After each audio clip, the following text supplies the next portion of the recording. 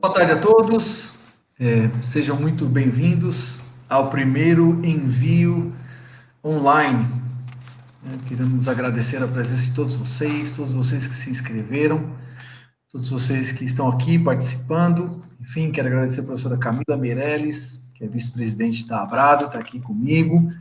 Eu sou o Ulisses Silva, presidente da ABRAV. A gente vai falar sobre a ABRAV em alguns minutos. Então, primeiramente, a gente queria agradecer, dizer que foi um enorme sucesso esse envio, colocar esse envio. Seria o 6º envio, que é o Encontro Nacional de Violistas, seria o 6º envio presencial, mas por conta da pandemia, por força da quarentena, da pandemia, a gente, então, a diretoria se reuniu e decidiu que a gente não poderia deixar de nos conectar com a nossa comunidade, com a comunidade violista, né? Então, foi decidido que a gente fizesse algo que fosse pequeno, enfim, algo que a gente pudesse estar conectados com todos vocês, e tivemos, então, aproximadamente 230 inscritos. Isso é um grande sucesso para a ABRAV. Estamos muito felizes de ter todos vocês aqui, né? Tivemos inscritos de todo o Brasil, da América do Sul, de brasileiros e sul-americanos nos Estados Unidos, na Europa. Enfim, estamos bastante contentes com isso, porque vemos que a ABRAV tem cumprido um dos seus propósitos, que é justamente alcançar e congregar violistas, não só do Brasil, mas da América do Sul, dos Estados Unidos, da Europa. Enfim, temos associados dos Estados Unidos, americanos, que têm se associado à ABRAV. Então, a ABRAV, brevemente, logo mais teremos aí o Masterclass do professor William Coleman, mas antes, falando um pouco da ABRAV, a ABRAV, a Associação Brasileira de Violistas, nasceu em 2014, foi fundada em 2014, durante a primeira mostra de violas, né, organizada aí pela professora Camila, então, professora de viola na Universidade Federal do Rio Grande do Norte, onde tivemos ali 7 professores, alguns alunos, e aí demos um pontapé inicial da associação.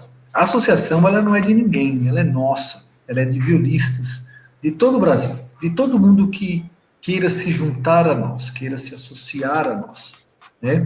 Um grande amigo me disse uma vez, temos que pensar, não é o que a associação pode fazer para a gente, mas o que a gente pode fazer para a associação, né? Porque, na verdade, a associação somos nós, ela não existiria sem nós. Então, assim, já fica aqui um apelo a todos vocês, para que vocês se associem à ABRAV, né? Ela tem promovido encontros nacionais, né? Já íamos para o 6º encontro, esse seria o 6º encontro, né? Por todo o Brasil. A gente tem levado professores do Brasil, dos Estados Unidos, para vários lugares do Brasil. Temos tido alunos de vários lugares do Brasil, longínquo, às vezes, que não teriam oportunidade de ter aula com os professores que têm participado, os professores convidados, né? Então, a ABRAV tem cumprido esse papel de forma muito bacana, assim, muito bonita.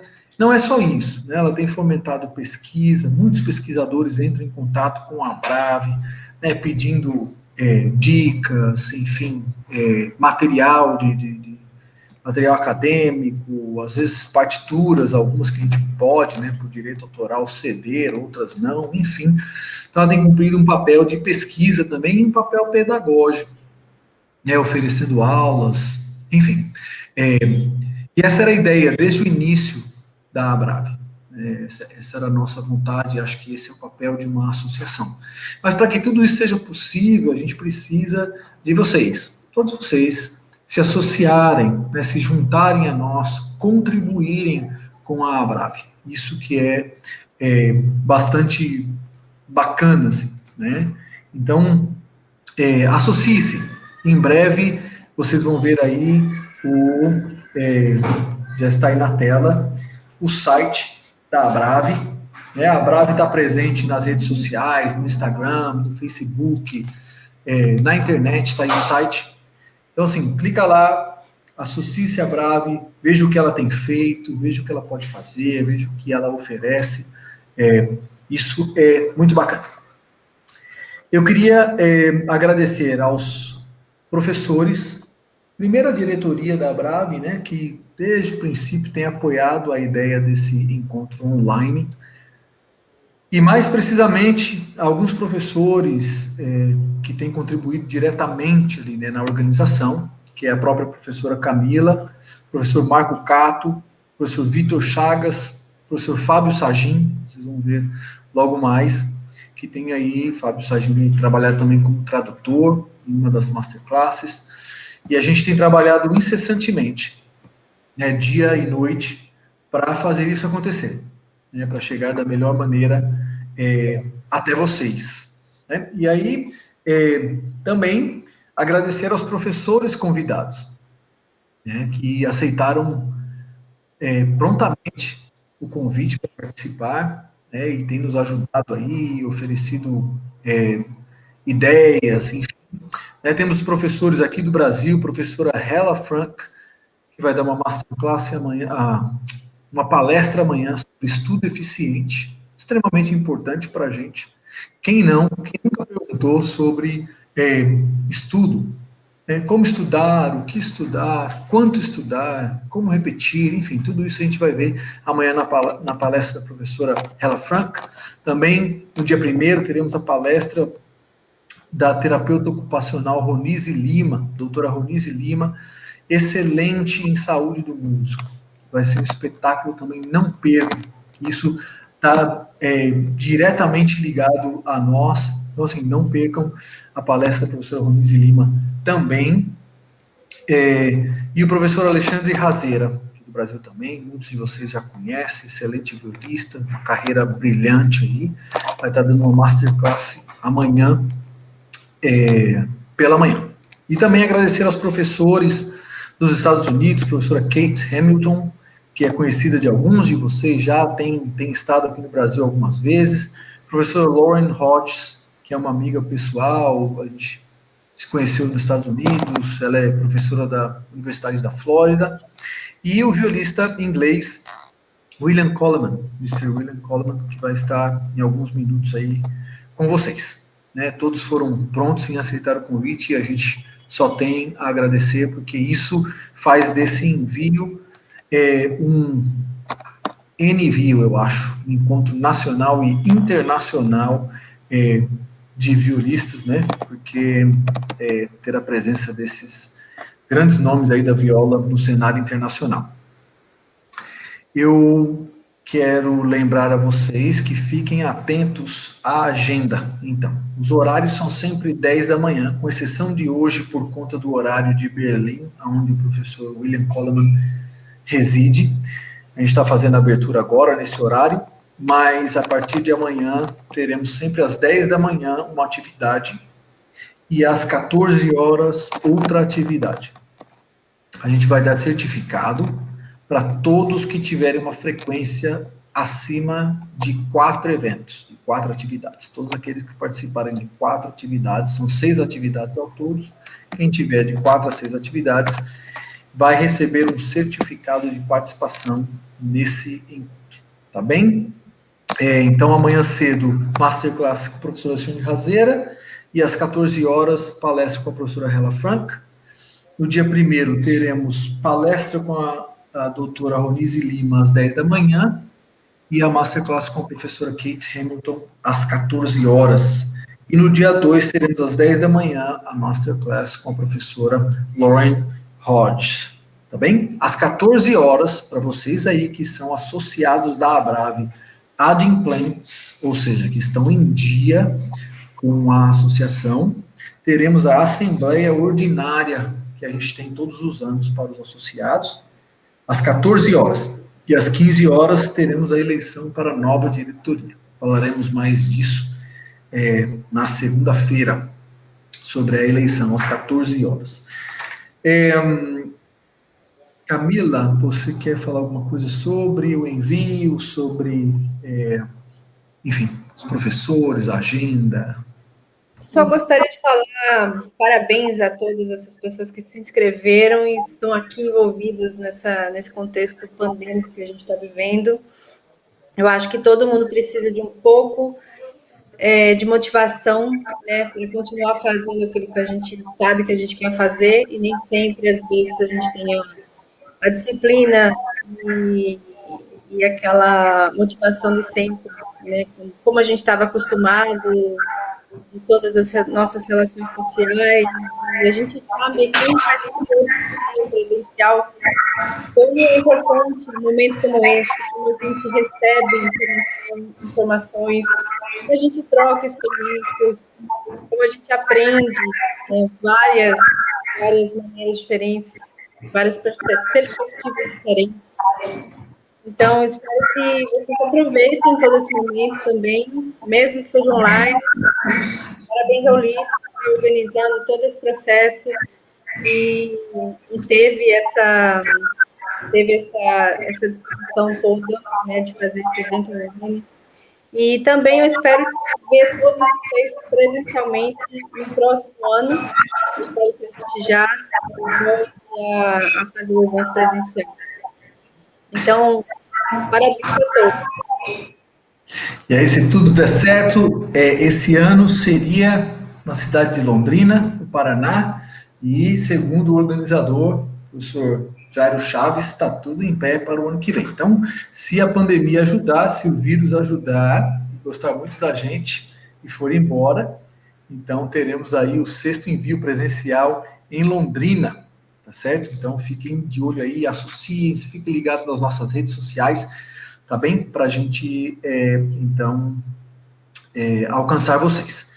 Uma outra coisa hoje que está ali como anúncio, a gente mais uma vez quer congratular todos os ganhadores, mas não só os ganhadores, aos participantes, porque a gente sempre ouve falar que o que importa é participar.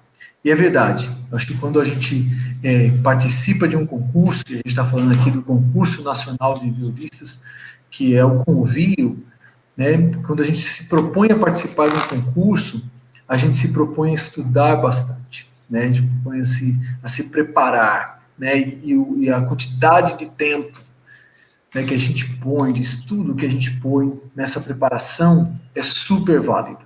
Então, é uma grande verdade, né? O que vale, claro, todos queremos ganhar, mas competir é extremamente importante também, porque você se prepara. Ganhar é uma consequência, né? Então, a gente quer mais uma vez congratular os ganhadores do 3º convio, que aconteceu agora no início de outubro, né, durante o feriado aí, do dia 12 de outubro. O primeiro lugar do concurso foi o violista Fábio Sagin. Vocês vão ter a oportunidade de ouvi-lo em breve, na Masterclass. O segundo prêmio foi para o violista Guilherme Santana. Não sei se eles estão aí, se o Guilherme está por aí, mas enfim, se vocês conhecem ele, se ele estiver por aí, parabenize.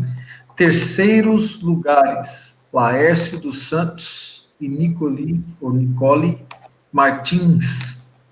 Bem, tivemos esse ano o prêmio Pérez de Vorek de melhor intérprete de música brasileira, que foi também para Guilherme Santana, né, melhor execução aí de música brasileira no concurso. E menção honrosa para Camila Rodrigues e Victor Ribeiro. Quer dizer, a professora Camila esteve na banca, enfim, que foi um grande prazer, né, ouvi-los todos. Um nível altíssimo, e a gente fica muito feliz de ver que a gente atingiu esse nível no Brasil, né, um nível crescente aí de viola já há algumas décadas que a gente tem visto a viola se avolumar, né, crescer aí, excelentes violistas, professores, alunos. Então ficamos muito felizes de ouvir todos. Foi um grande prazer, né, Camila, ter ouvido todos aí. Impressionante o nível, assim, das apresentações, assim, das obras, dos vídeos, e dizer que, assim, tem muito mais a se fazer. O Brasil é dimensão continental, a gente tem muitos lugares ainda em que não há escolas de música, não há orquestras, grupos, enfim, muitos lugares que não tem violistas ainda, né? E às vezes, assim, grandes cidades, por exemplo, né, grandes estados como o Ceará, que é um estado rico, aqui no Nordeste, né, que não tem uma orquestra sinfônica, né? Enfim, a gente tem o Centro-Oeste, né, tem o Norte, enfim, né, tem muitos estados, muitas capitais ainda sem orquestra sinfônica, orquestra filarmônica, enfim, escolas de música, enfim, tem muito para a gente fazer ainda, né? Tem muito terreno ainda, tem muito feijão para a gente comer aí, muita coisa para fazer. Então, os parabéns, né, aos participantes, aos ganhadores do terceiro convio. Vão se preparando, todos vocês, porque provavelmente vamos ter o quarto convio, se não durante o sexto encontro ano que vem, com certeza durante o sétimo encontro no próximo ano. Né? Então, sim, a gente está sempre de olho. Né? Tenham isso como uma certeza. Né? Tanto os encontros quanto os concursos vieram para ficar. Acho que a gente nunca teve, eu acho que nunca teve um concurso para viola no Brasil, dedicado à viola, assim. Eu acho que essa ideia veio e a gente vem vendo o nível crescer a cada concurso, é sempre um grande prazer, assim, com premiações, enfim, muito bacana. Então, vão se preparando. Né? Em breve a gente deve lançar o edital, assim, já com um repertório, para que todos tenham bastante tempo para se preparar. Tá bem? Camila, alguma coisa? Parabéns a todos que participaram, foi muito bom ouvir, muito bom poder perceber todo o progresso de alunos que a gente tem acompanhado em festivais ou nesse próprio concurso.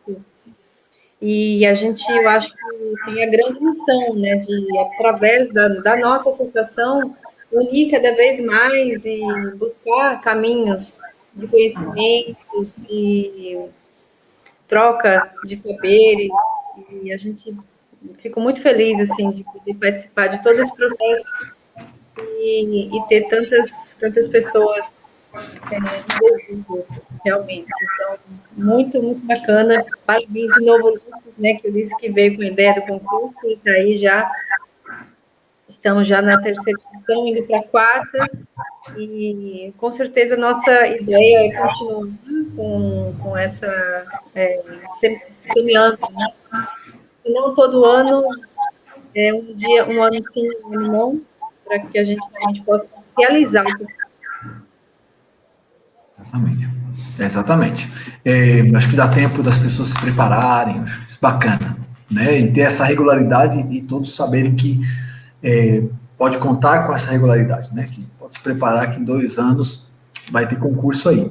Eu acho que já colocaram eu olhei aqui, já colocaram aí no chat a lista de presença, por favor, todos vocês que estão aqui agora, eu creio que somos em 70 já, vou pedir que vocês assinem a lista de presença e também, como é costumeiro pedir, né, em todas as lives pelo YouTube, dê um like aí nessa transmissão e se inscrevam no nosso canal, né, porque vai ficar gravado todos esses masterclasses lá e a gente vai aprender muito, as palestras vão ficar lá gravados e as que vão se seguir, enfim, os próximos encontros, então a gente vai ter bastante coisa aí.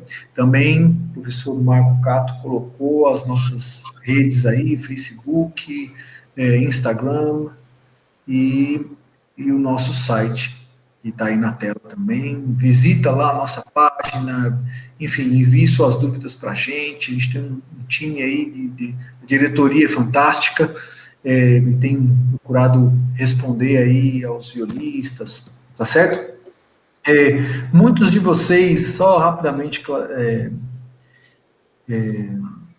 falar sobre isso é que muitos de vocês tentam acesso à parte paga do nosso site, né? Que ali é só para quem é adimplente. Um segundo. Para quem quem está em dia com a associação. Então, para ter acesso àquela página, você tem que ser um membro associado, estar em dia com a associação, tá certo? Camila, você pode conduzir aí, o nosso convidado está com problema para entrar, tá bem? Eu vou tentar resolver aqui. Certo. Gente, se vocês tiverem qualquer dúvidas que vocês gostariam de perguntar, eu acho que agora seria o momento de fazer essas perguntas para que a gente possa esclarecer. Então, podem colocar no chat.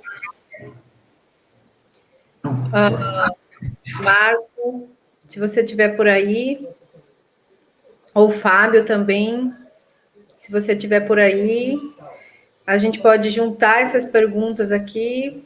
E eu não estou com o Facebook, com o link do YouTube aberto. Na verdade, eu estou com... eu vou tentar entrar para eu poder ter acesso. E o WhatsApp também, quem tentar falar comigo no WhatsApp, não vai conseguir, porque o meu WhatsApp está totalmente travado aqui. Então, eu não estou eu estou quase que incomunicável. Mas vamos lá. Em relação ao envio, ou em relação a qualquer outra questão que vocês gostariam de colocar, a gente pode conversar agora aqui.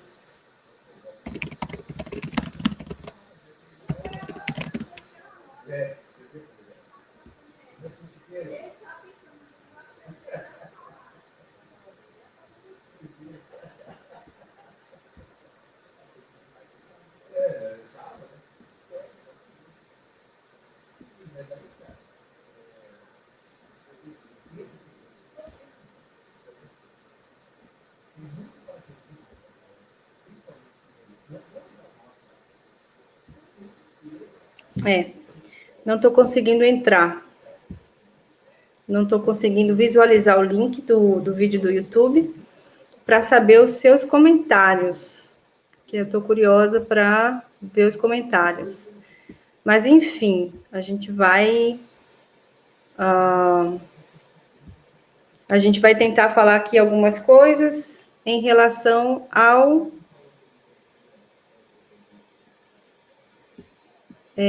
próprio envio, né? Então, é importante que todos vocês tenham esse conhecimento, essa base, esse acesso.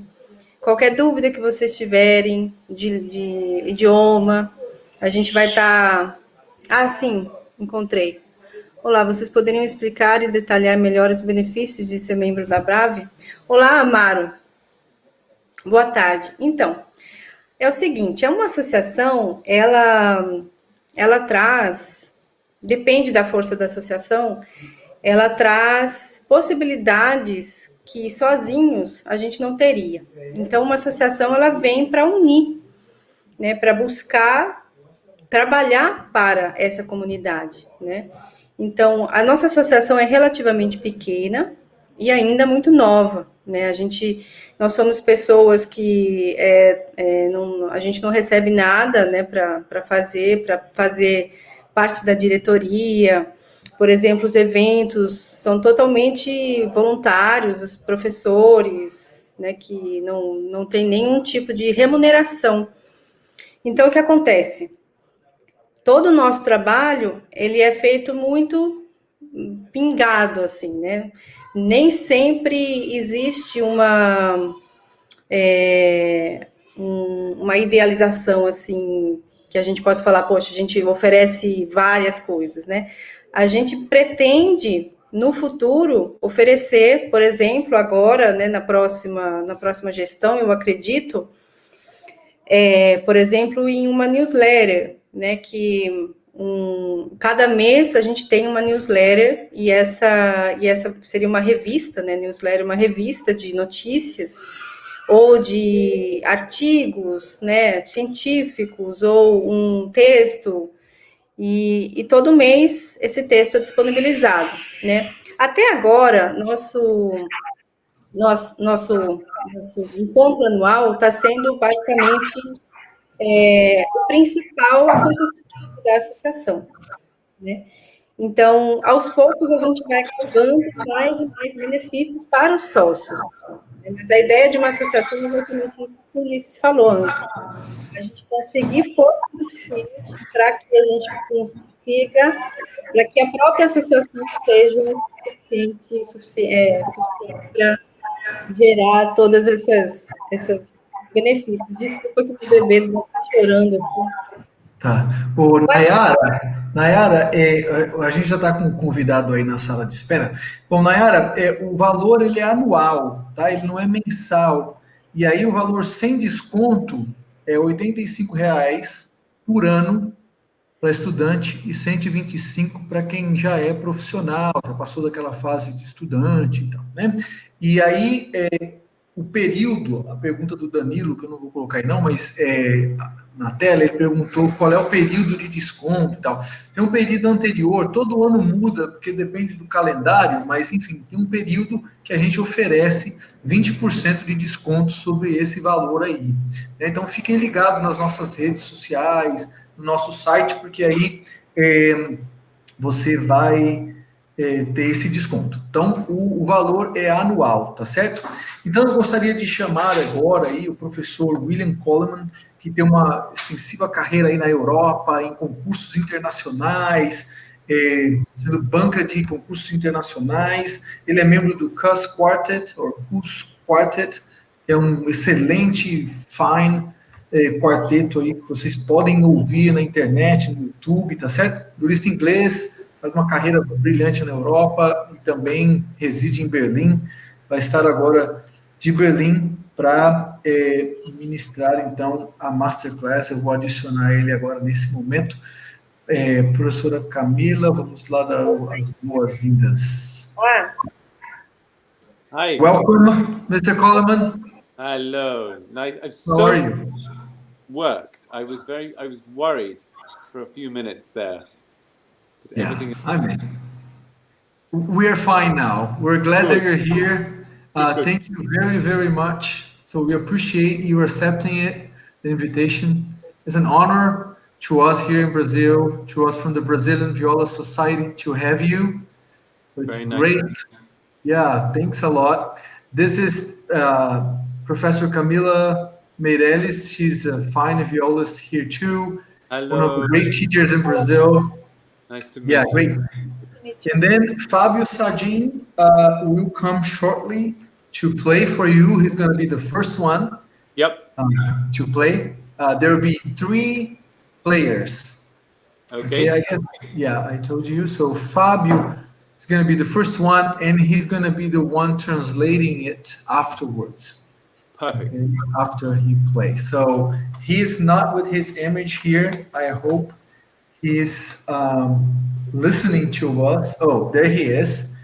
I'm going to put myself and Camila off so you can talk to him. And I'm going to leave my mic on so I can say some things for everybody, okay, to translate to people. So, bem-vindo, Fábio. Welcome. Hi. Welcome. Hello. Hello. Okay. Camera. So you guys can talk and everything. I will translate sometimes to everyone. Yeah, that would be helpful in my lesson. Yeah. Eu vou traduzir então para vocês conforme a aula se desenvolve. Go ahead, YouTube. And is it helpful if I while you're playing, if I turn my microphone off, maybe? Probably, yeah. For the better connection. Let's see. Me too, yeah. Oh man, I don't know whether I managed this. Honestly, I feel like I'm an old old man because I can't do this technology. I can do Zoom. I'm good with Zoom. I'm good with FaceTime, but I'm struggling. So let's just start. Okay. Yeah. So I'm doing the gavotte and rondo from the Partita number 3. Yeah. For violin, I'm doing on viola. Good. Yeah. If you don't see me, yeah. It's because I have gone off screen to my music in another, but I'll come back as soon as you finish playing, and I would say just play the whole thing and then we'll work. Okay, perfect. Thank you.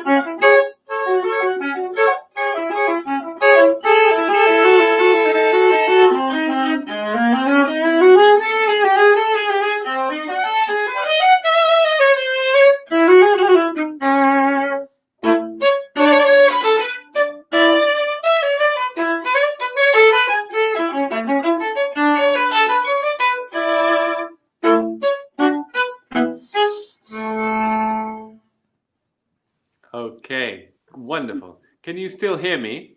Yes. Great. So look, I think clearly you are a very good young player and you have a good technique. You play in tune and you've got, it's very sort of clear playing in a good sense. It's very uncomplicated and I like it. The immediate thing that comes to my mind is the question, what are you trying to communicate? What kind of atmosphere, what kind of picture, what kind of expression are you trying to make us feel or make us share? Yeah, I think as like a rondo, I think there's like lots of different characters, but very well related. Especially like the main theme. I feel that's really like advanced and very uplifting. I think that would be a word that would describe really well for that. The second, sorry. No, I totally agree, of course. And I can hear you want that. Yeah. My question is, how, in music like this, how do we, I think we both agree, you and I, that this music needs to smile. Yes, for sure. And it's the sort of, very often, maybe an example of what I'm trying to say is if you hear a Beethoven symphony or Beethoven, any piece by Beethoven, as soon as you hear a forte or a fortissimo, very often what you will hear is something very aggressive or angry. Yeah. Angry Beethoven. And this is a sort of cliche, and of course it's not true, because if a piece is in C minor, yes, something is suffering. If something is suddenly, though, by Beethoven in forte fortissimo in C major, then suddenly we have a totally different picture. And the forte fortissimo in C major is something where the windows fly open with joy, where we feel such a positive, smiling, joyous feeling. And it's very often that you'll hear a Beethoven forte fortissimo, which is all the same, and you don't know whether it's something joyous or something full of pain. And what I want to say, of course, with this rondo,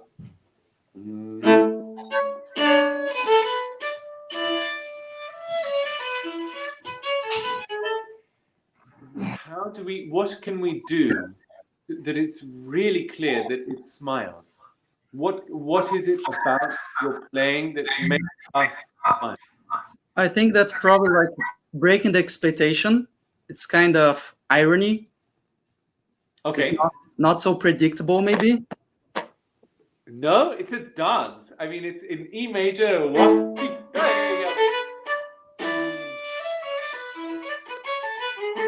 I think it's very simple. I love the fact that you talk about irony. Yeah. Because I think, wow, okay, that's very sort of working on a very high level. I don't think this piece has irony. I think it's really what it is, which is a folk dance, like a peasant folk dance. People are smiling and singing together. So my feeling was that I heard a lot of articulation, quite hard articulation, and actually, how hard do we want to articulate if it's smiling? Why don't you try from the beginning?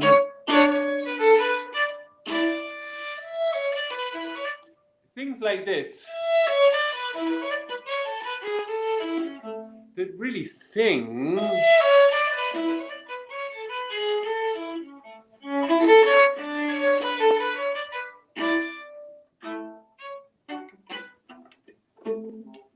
Okay, try and sing it a little bit more, and let's see how it sounds and feels if the articulation is slightly less hard.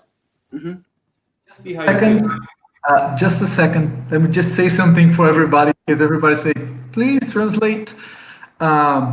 Ele agradeceu ao Fábio, disse que é um grande músico, um violista fantástico, com um som muito claro, muito afinado. Mas ele perguntou ao Fábio o que é que o Fábio queria dizer com a música dele, o que ele sentia, o que ele estava mostrando. O Fábio disse que é uma música para ele alegre, né? É uma dança leve, alegre. E ele disse exato, né? Então ambos concordamos que precisamos sorrir. Mas como é que vamos sorrir nessa música? Então ele deu exemplos de como é que pode se articular esse início e tornar isso uma dança de fato alegre e mais leve. Vai lá, Fábio, com você.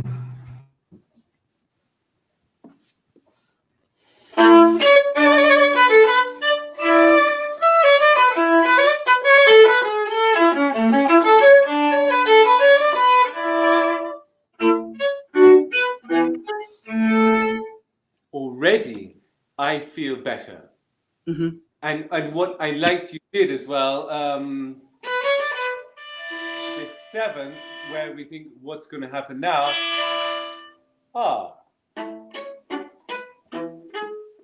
We go home. So already feel like there's more experimentation. There's more different contrast. So sing the notes where you feel you can.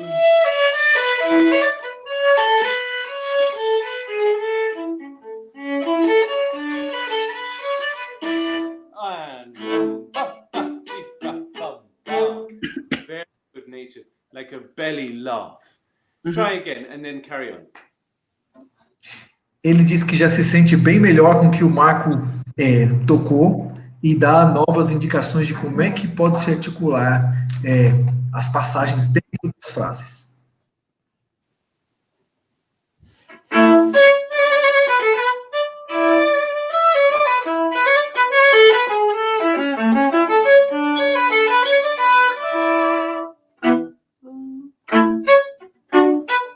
Yeah.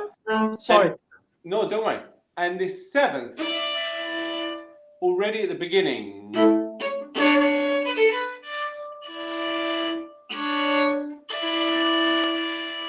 That's unexpected. We don't expect already at the very beginning of the Bach to have a seventh.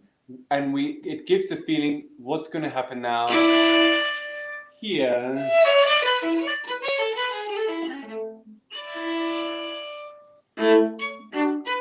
So if you want to hold that seventh, it's like sort of teasing us and saying, you don't know what's happening next.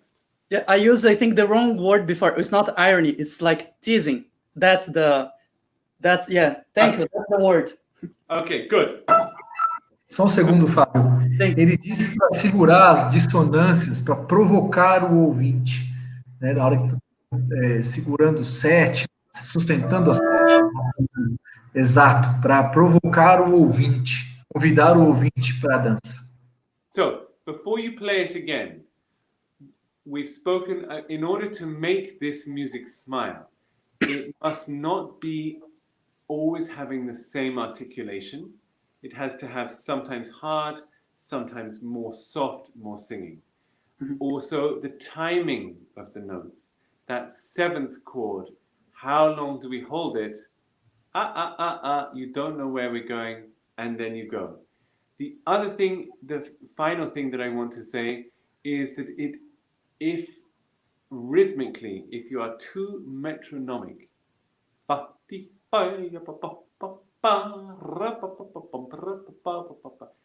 if it's too metronomic, it's very dangerous that it will sound like a bad sort of German. Like it will sound a sort of Prussian German, very upright, when actually maybe this is something more like a peasant German and something more folk music. So be more flexible in your timing.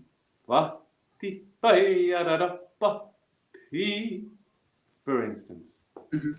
Try. Só um segundo, Fábio, desculpa mais uma vez. Sim. Ele diz que você precisa ser leve, sério e fazer o timing, né? Controlar o tempo, né? De alguma forma, não ser muito metronômico, mas ser mais folclórico, né? Pode ser muito perigoso se você for muito metronômico, né? Muito alemão. Thank you.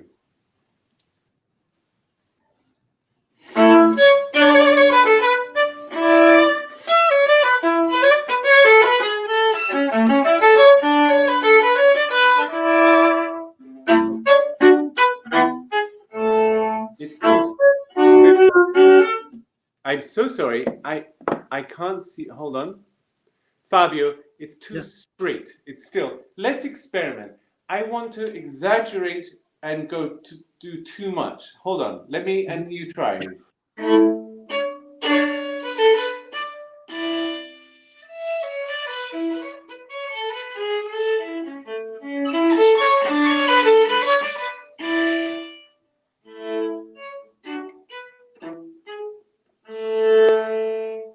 maybe it's too much, but we need to find out what can the notes do?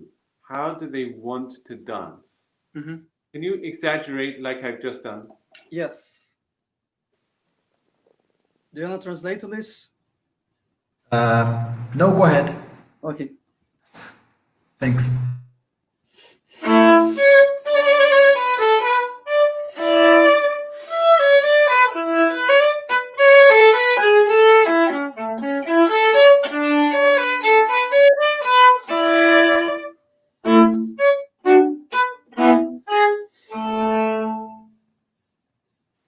Okay, now it's just slow.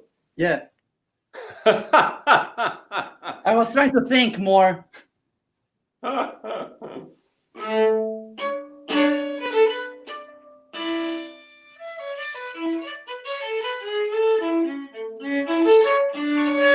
The seventh, another seventh, and now in tempo. Mhm. Ele insiste em pedir, desculpa, Fábio, que o Fábio experimente mais com o tempo.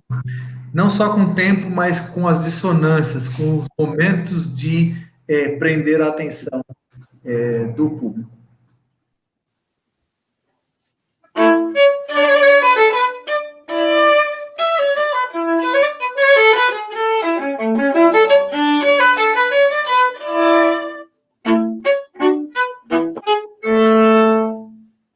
Fifth,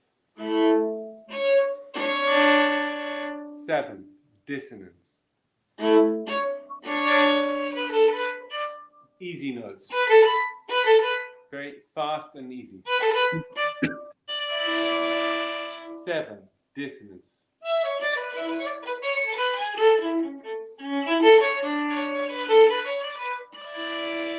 Seventh dissonance. Easy notes. Please try and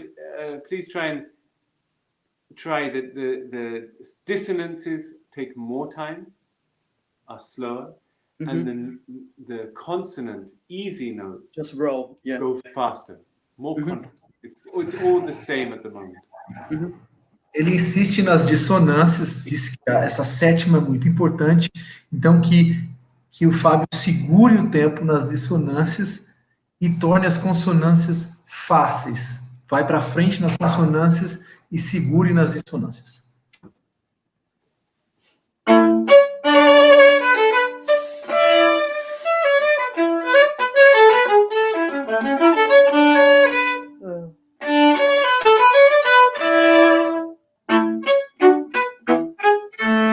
Yeah, good. It's getting there. When I was studying, I remember that I remember recording myself. And this is something I can recommend. That you record yourself and you speak and you say, for instance, okay, I'm going to play this now metronomically or metronomically in tempo. Okay, stop after the end of the phrase. And then with the recording still going, I would say, okay, same again, and I'm going to really exaggerate the amount of time.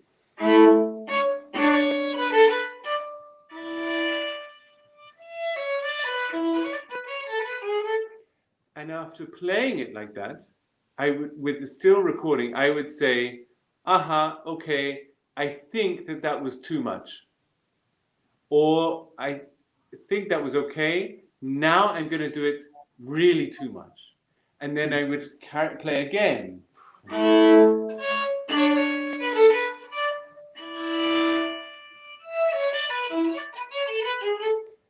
And then I would stop the recording, and then I would listen.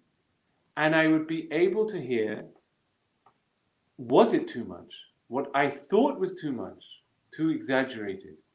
Or was it actually, and most of the time it wasn't enough.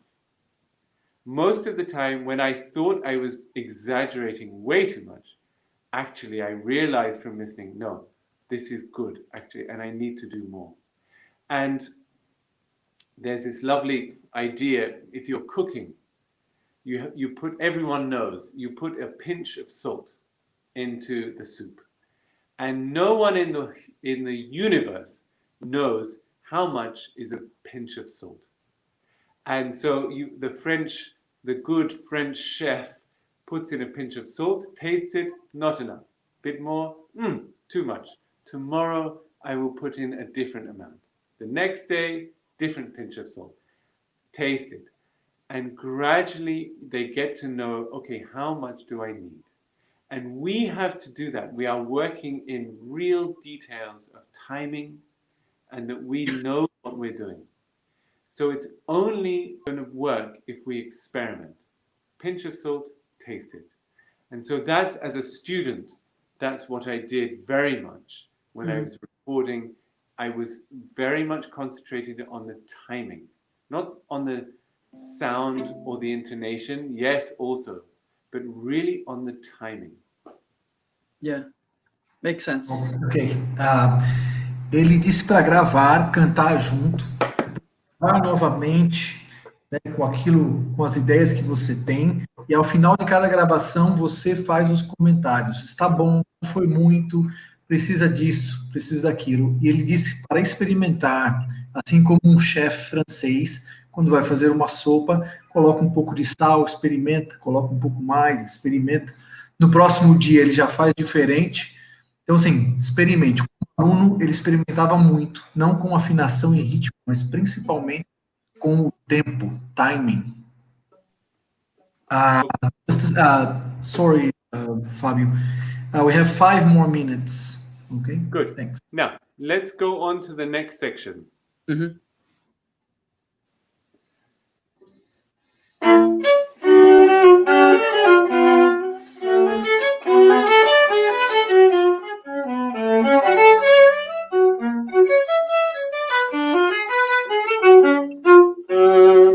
Okay, good. Now, what happens here harmonically? So this is like the relative minor, if I'm not wrong. So it's darker, and it's like still with that tense character, but a little bit more like grounded, maybe not so uplifting. Yeah. So how do you change your sound? How do you communicate that minor key to us? Yeah, contact point, and also like the kind of articulation. I think that also helps a lot. Less articulate, more broader. Yeah. Yeah, exactly. Do you change your tempo? I shouldn't, I think. Why? Because the police will come. Yeah. Don't worry, the police will not come. And if the police do come, I will come to the prison. I will help you out. Okay, thank you. Look, human beings, when we listen to music, it's like a language. It has to communicate. Yeah. When you speak Portuguese, I love listening. I love the sound of it, but I don't understand a single word. And after 30 seconds, I stop listening because I don't understand. And if I don't really understand the difference between E major and B minor, which many people don't in the world, then they stop listening after 30 seconds. And if you need to slow the music down by 5%, by 10%, to make it clear, no, this is B minor. This is something very different. It's full of sadness. This, I don't have the music in front of me. I just go off my page so I can see.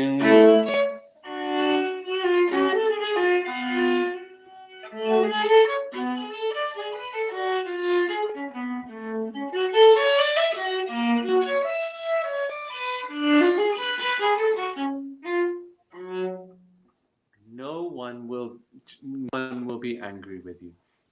We must be clear. So look for the look for those semitones and those dissonances, and let's hear it again. And I would love it if you really treat me like an idiot. I don't understand B minor. I don't understand E major. Make me understand. Exaggerate and make a sound, slower tempo. Show me the expressive notes. Okay.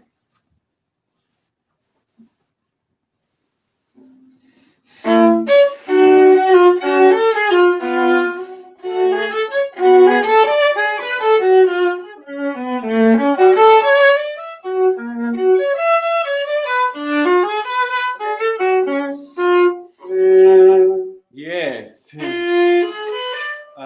Sorry, I have to go back to my music. I apologize. Minutes. So here.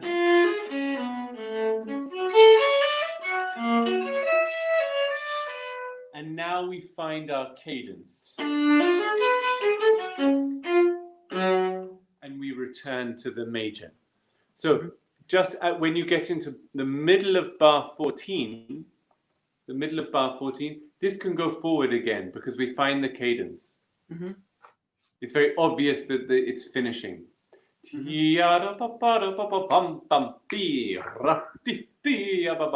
And back in tempo. This was very, very good. I would say record it like this, listen to it, and you'll see, yes, some notes I can actually still play faster. And some notes were wonderfully how much time they took. Okay? Mm-hmm. I have a feeling, as I'm very sad to say goodbye to you, but I have a feeling that there should be a translation now and that we need to move on. But what I've heard from you, I really, really like it, but I want, and you respond immediately. I say something and you do it. Mm-hmm. And so clearly, I think you really love this music. Yeah. And I think you really understand this music. Mm-hmm. But show me. I am an idiot, Fabio. Okay. And I need that help. 5% slower, 10% slower, sometimes faster. It's a dance. Just make those differences in major and minor, articulation, make them clearer, okay? Mm-hmm. Yeah, thank you very much. You're very welcome. It sounds wonderful. Do you want to have a translation session now? Yeah, thanks, Mr. Coleman, for... And I think Fabio will translate now. Fabio, just so you know, people think writing is better than interrupting. So if you translate writing, it will be easier, better. Okay, so yeah, sorry. Leave it up to you. I'm just gonna introduce Gabriel or Gabriel. That's the next player. He's gonna play Vietnam Sonata. Bem-vindo, Gabriel. Tradução agora com Fábio Sagin. Tradução escrita como todos têm pedido. Sonata. Ulisses. Oi. Fábio Sagin. Tradução escrita.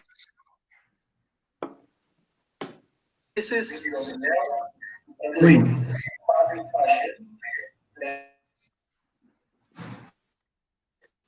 Okay, I'm gonna play the second movement. Okay, something is going on here, but okay, go ahead, Gabriel. I think you can play, I guess. He understands English, Mr. Coleman, so you can say something he will understand, I guess. Okay. Hi. Hello. I will listen to you, and my picture will disappear because I'm following the music at the same time. Okay, and then I'll come back, and maybe because of time, it would be better if we don't play the whole movement, but I will interrupt you if that's okay. Sure. Good. Okay. Toca tudo porque é muito longo, tá, Gabriel? Toca um pedaço só, porque é muito longo. I'm gonna play the second movement. Mas toca um pedaço só.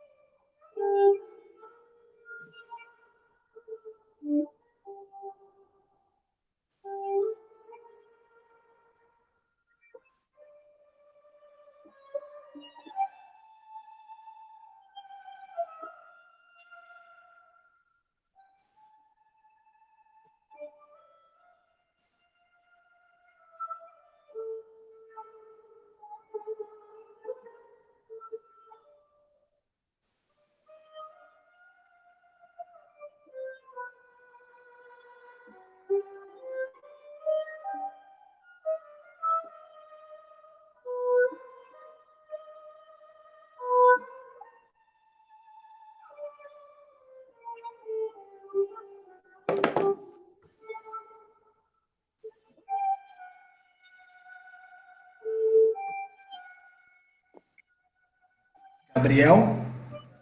Gabriel, tá muito baixo o som.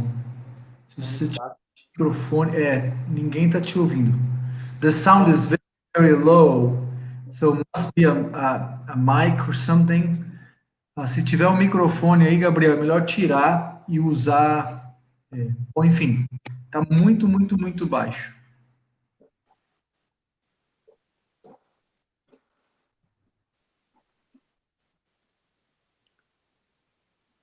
Sorry, Mr. Coleman. Just a No, second. not at all. Not at all. This can happen all the time. Can you try now? Tentar agora, Gabriel.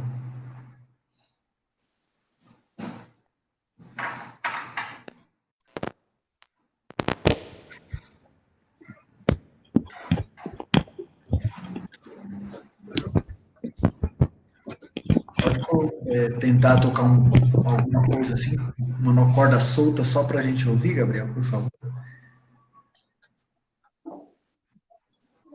Só uma nota, só para a gente ouvir. Isso. Obrigado. Pode lá, começa de novo.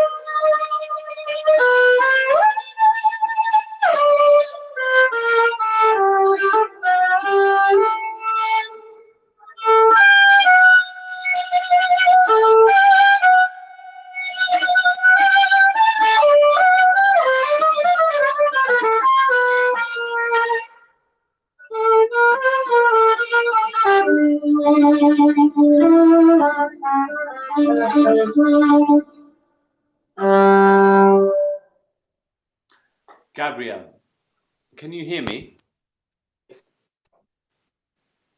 Can you hear me? Gabriel, consegue ouvi-lo? Yes. Okay. Because it's quite difficult to hear you, I would love to talk to you and ask you, what are your main problems when you play the viola? What are the things that you want to improve?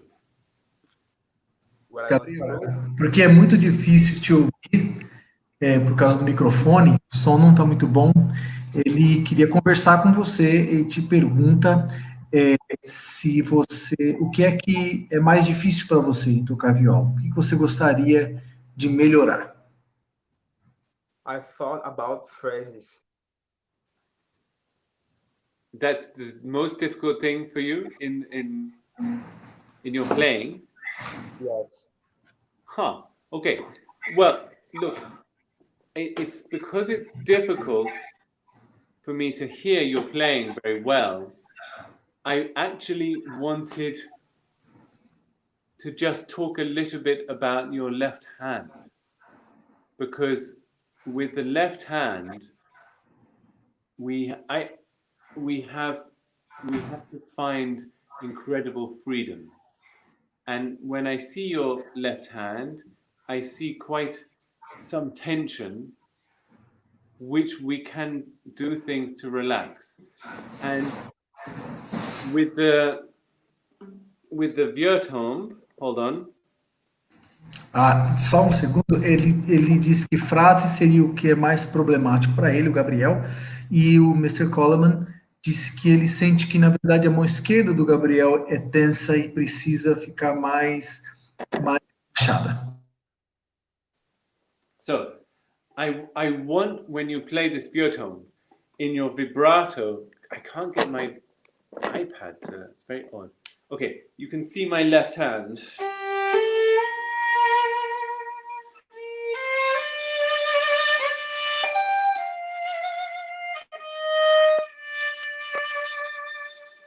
So we need more variety, more difference in the vibrato. And this, so that B flat, we need to use the vibrato to shape the phrase. You talk about the phrase, and I agree, we should use it. So let's try, I want you to try.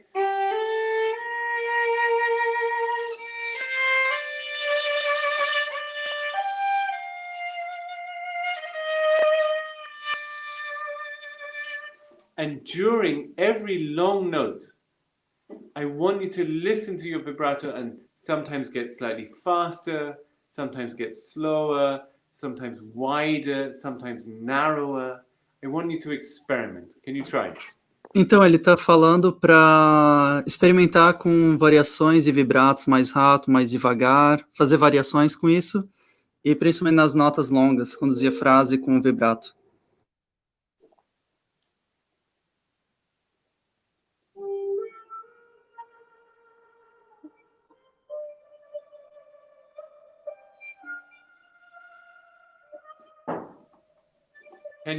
Can you play? Can you start slowly and speed up?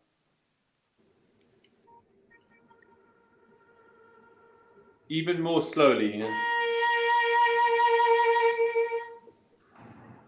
O seu som, Gabriel, parou de novo, tá bem baixo.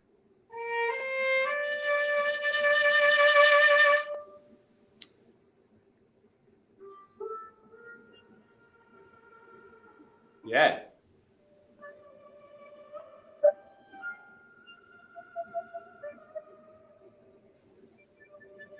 Yes. So of course, it's not that we want to start every note non-vibrato and then have vibrato late. Sometimes that sounds horrible, but we want to shape the vibrato, shape the note with the bow and with the hand.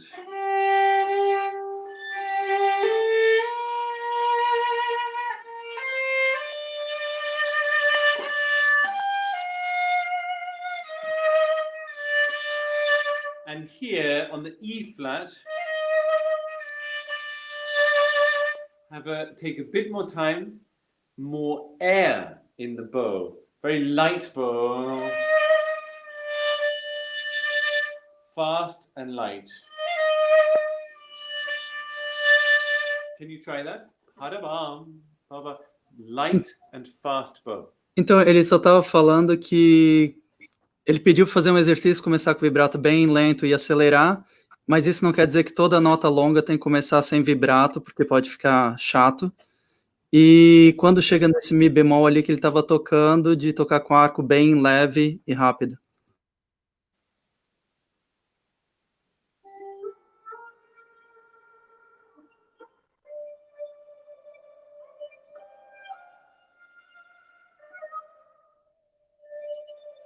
Aha, okay.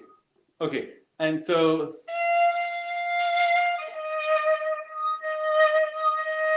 more air. Exaggerate the color. Mais ar, e é para exagerar com a cor.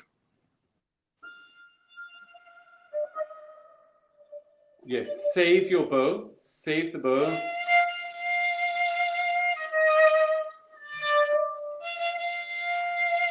So I'm here until here, half the bow.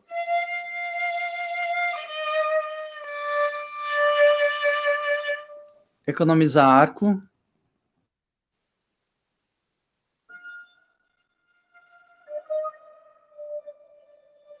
Something like that, yes. So the bow speed must always be changing. The human voice, when we sing,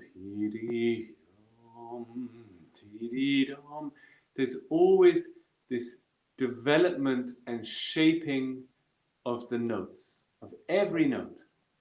And we need to do that with the vibrato and also by saving bow and then faster, light bow, or the opposite.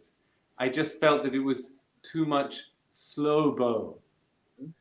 Ele também tá falando de tocar com várias velocidades de arco diferente, que é a mesma coisa quando a gente canta, quantidade de ar é diferente para fazer o fraseado. E o vibrato também. And then let's carry on.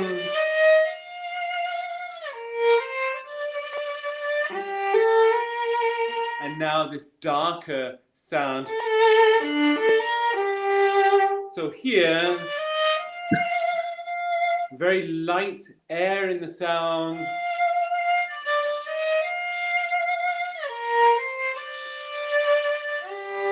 Dark.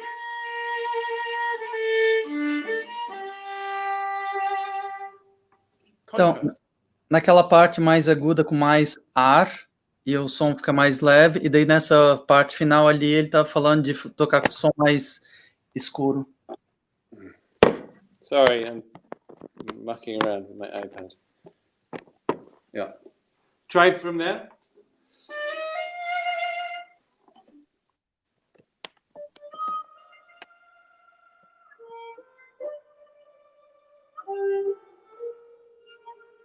It's okay, Gabriel. It's okay. Look at my bow speed. God. Ele tá pedindo para olhar para a velocidade de arco que ele vai usar. So I start slowly and then I release. Ele começa devagar e acelera.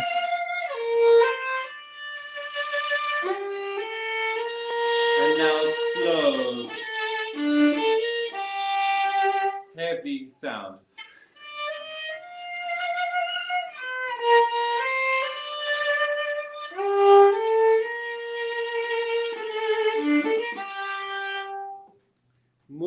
More variation. It's too much the same speed. Mais variações. Tá acontecendo, tá tendo muita mesma velocidade de arco. Be brave, Gabriel. Okay. Change it right now. Experiment. Nothing Seja- can go. Nothing can Seja corajoso. Pode experimentar agora.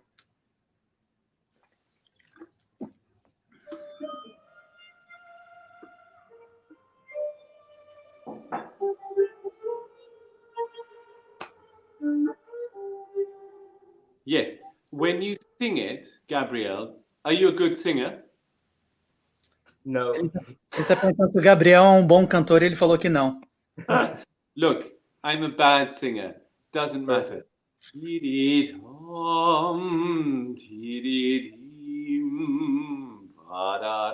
I sing badly, but I know that I meant to do a small crescendo. Okay. O professor... Can you do that in your bow? Okay. Ele falou que quando ele canta, mesmo não sendo um bom cantor, ele percebe que ele faz um crescendo, decrescendo, então ele usa isso quando ele toca. Can I try? Please.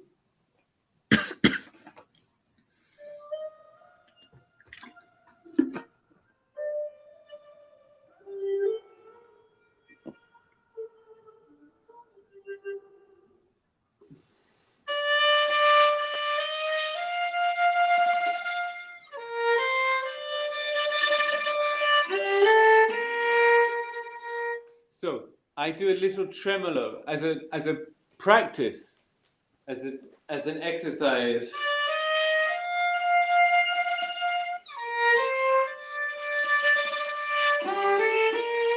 Try that. Try with the tremolo. Gradually speeding things up.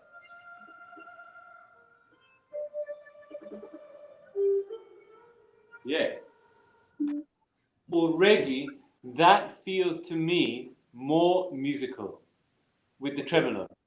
There's an energy in the sound, in the crescendo, in the connection to the next note.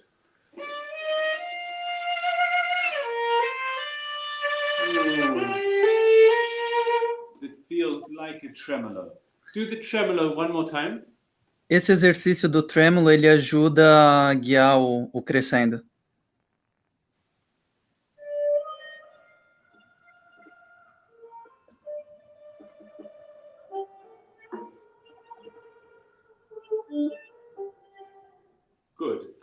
keep that attitude, keep that in your ear, and do normal now. And the vibrato is like a tremolo, and the speeding up of the bow also like a tremolo.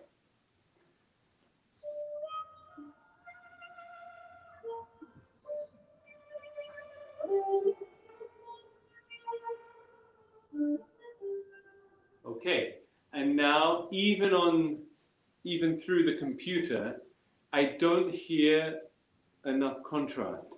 I think this is very happy and open.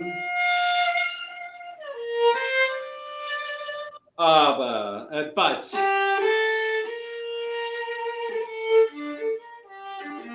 G minor.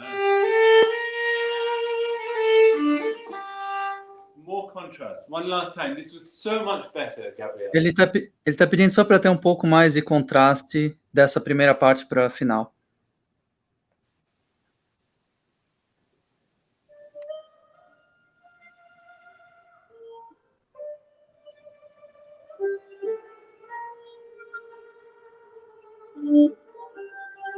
Yes. Okay. So, Gabriel, be brave. Okay.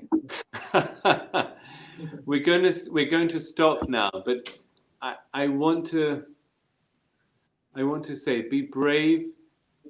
There are no police in music. No one is going to lock you up. It really, if they lock you up, they are wrong. We are human beings and we want and need to express.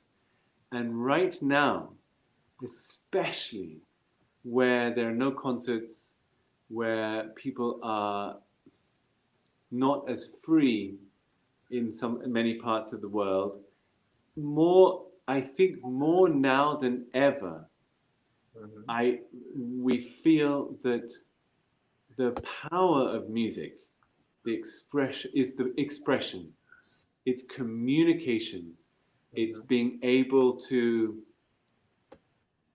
communicate every human emotion directly to somebody.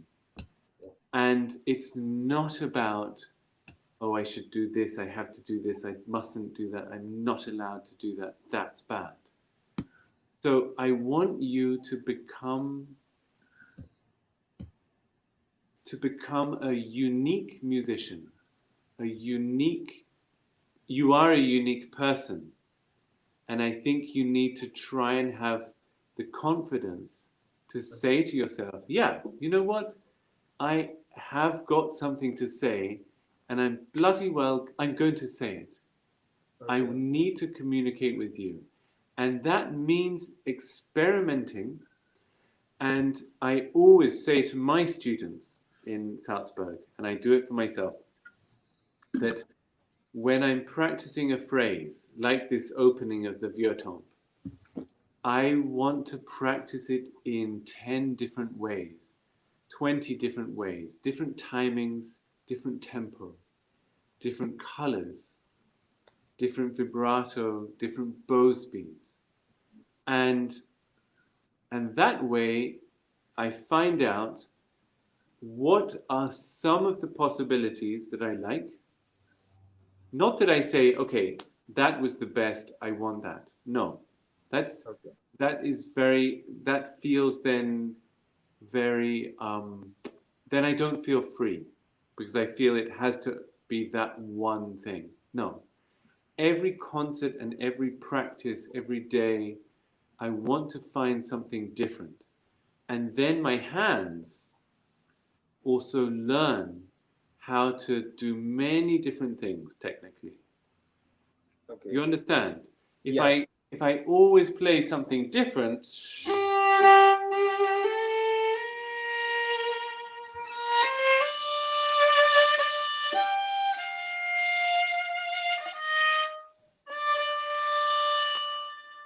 contrast.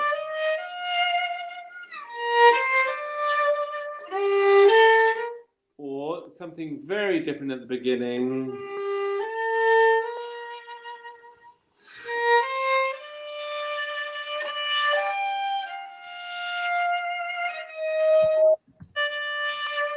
something very quiet, something shy, or something very... It's okay. It's okay what I'm doing. Everything is possible. But you must experiment. So if your teacher asks you, oh, different color, or more bow speed, or more vibrato, or less vibrato, do it times 10. Okay. You will always do it too little. I know you, Gabriel. Already. You will always do it too little. Be brave and experiment, okay? Thank you. I hope to see you in person. I hope to hear you in person sometime soon. Okay, thanks. Take care. Bye-bye.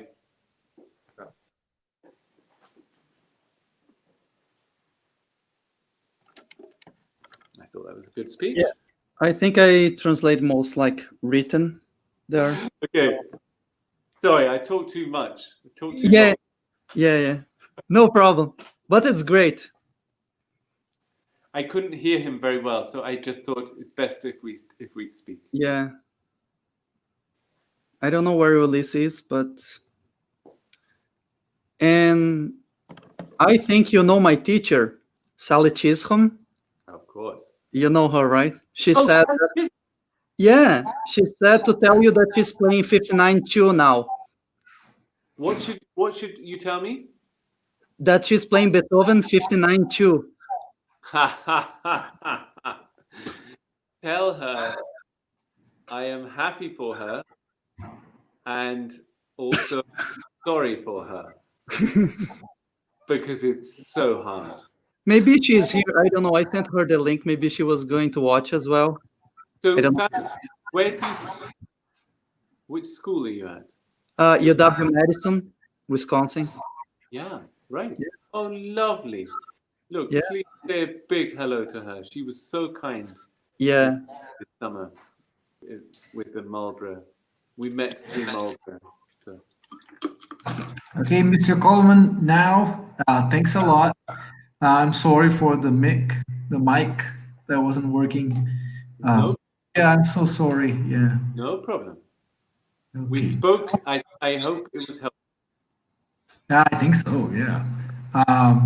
Now it's Johanna. Johanna is your next student. Is not next player. She's gonna play the Rebecca Clark Sonata, the first Great. movement. So I'm gonna put her in. Yeah. I don't know if she understands English, but Fabio will translate. And Johanna is the last student, yeah? It's the last student. Then if you want to talk, like you said, feel free. It's up to you. How many people are here listening? 71, about 70 to 80. Oh my gosh. All, No pressure. all hungry for something, you know. Wonderful. We all talk. Yeah. Okay. Johanna, hello. Hello, how are you? Lovely to meet you. And let's hear some Rebecca Clark. If I disappear off the screen, it's because I'm looking at my music. Okay? Okay. Yeah.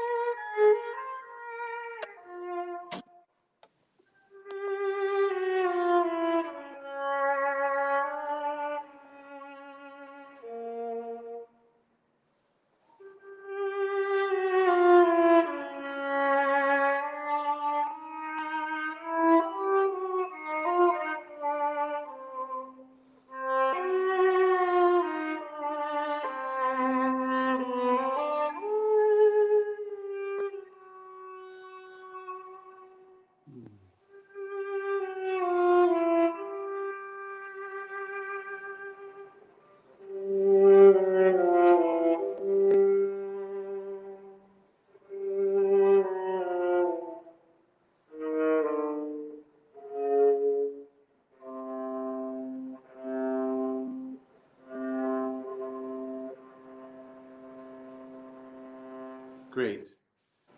Sorry to interrupt you. This is very, very good playing, Johanna. Okay. Is it okay if do you understand? Is your English okay?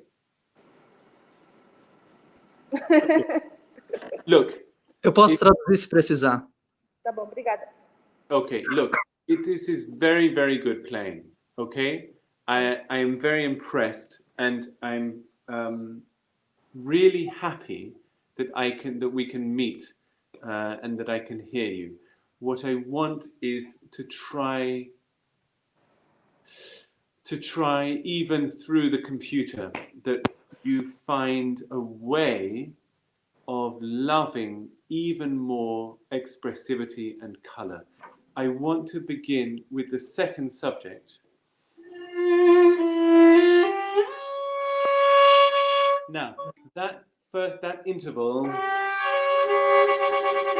that tritone, is so painful, and you had a very beautiful color, but it is the basic expression is pain. Mm-hmm. Of course.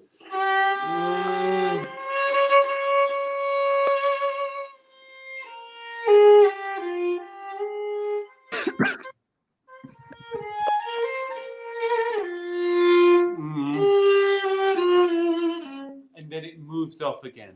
Mm-hmm. I think I felt that the second subject was beautiful, but I think it was, for me, a little bit too distant, too much the same. And I wonder whether you want and whether you like to try and be more in the string sometimes, more pain.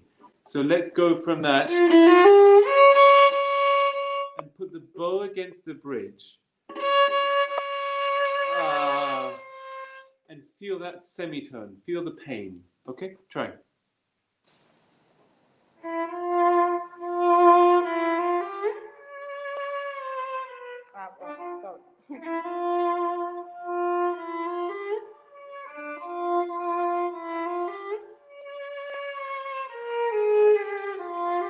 Okay, it's good. Let me ask you a question.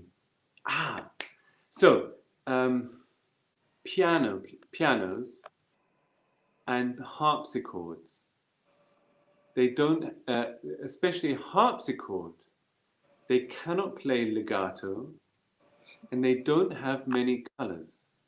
You know, ba, ba, ba, ba, harpsichord. And so a wonderful harpsichord player, how does he create the feeling of pain, of different colors of expression? They don't have color and they don't have legato. What do?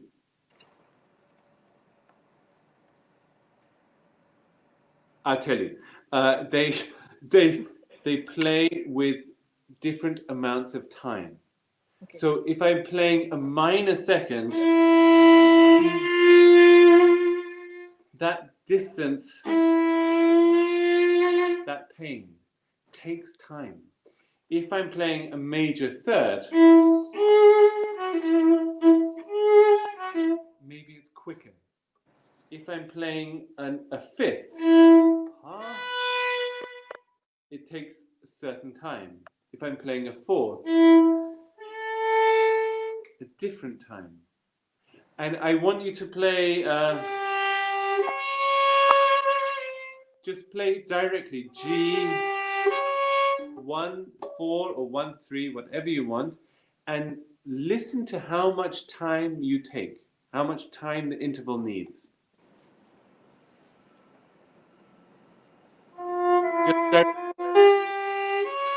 Just G.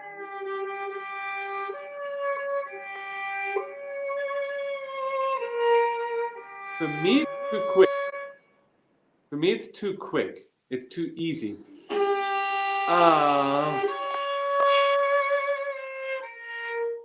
More time.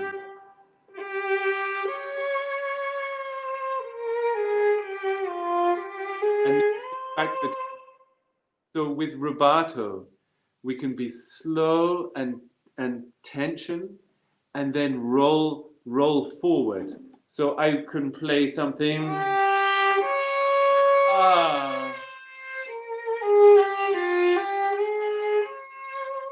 And if you have a nice pianist, they will do it with you. It's no problem. Okay, try like that, slow and then fast.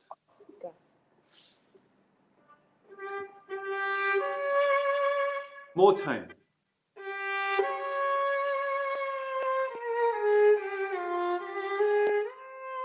Yes, and this is just for me. It sounds too slow. It's every note sounds too important. It's a sort of.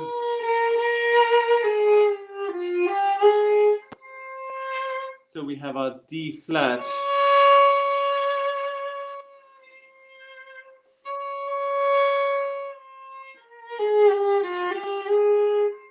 C.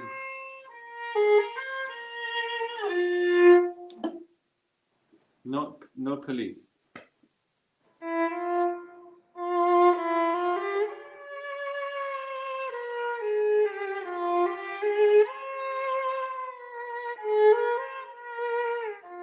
Okay, good. So people talk about rubato a lot, about taking time and giving it back. And I think that we are sometimes not brave enough. We need to experiment more, but we need to understand, of course, why we do it and where we do it. And this, for me, is a very good example of it, where we... How long? Not... It's so easy to put the fingers down, and it means nothing.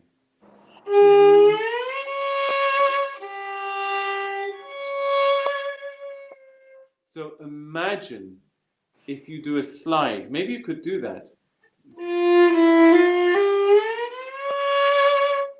Just as an exercise. Try, just as an exercise.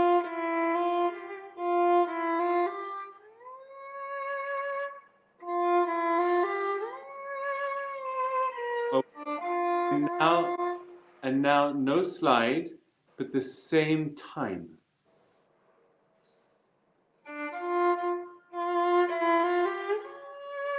Too fast, too fast, too fast.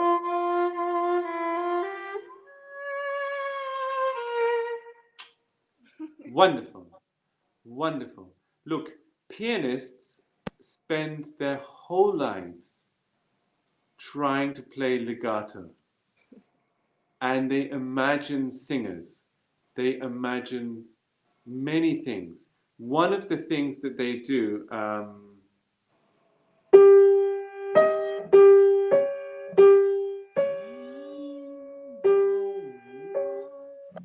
imagine that's the time that it takes the voice to get up there. So we can do the same, okay? Okay. Fine. And then here, semitone. So much pain. I'm right up against the bridge. Try.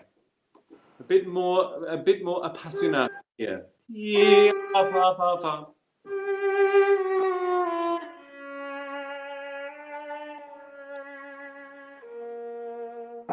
I don't feel it from you.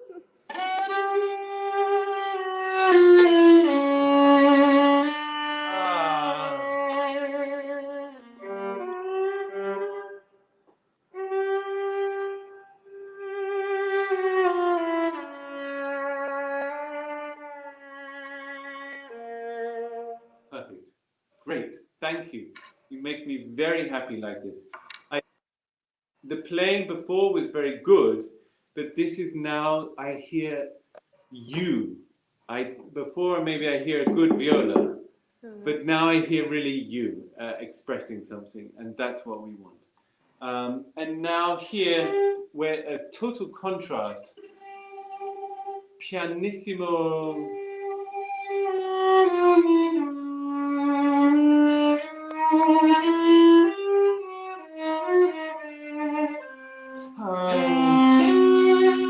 Again, that tritone.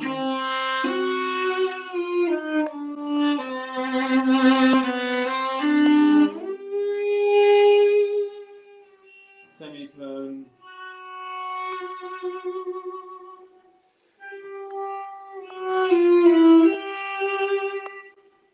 And it dies, it gives up, it loses strength. Okay, I've played too much, I'm sorry. But let's, where you were playing, and then the next phrase, lots of air. I'm much more sul tasto here. Okay. And I have a fast vibrato.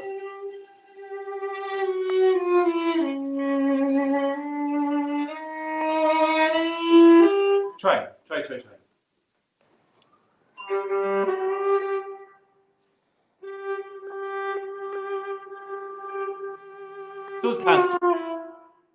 Sul tasto.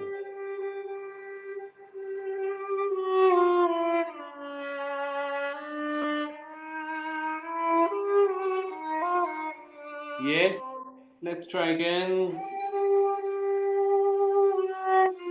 Pianissimo.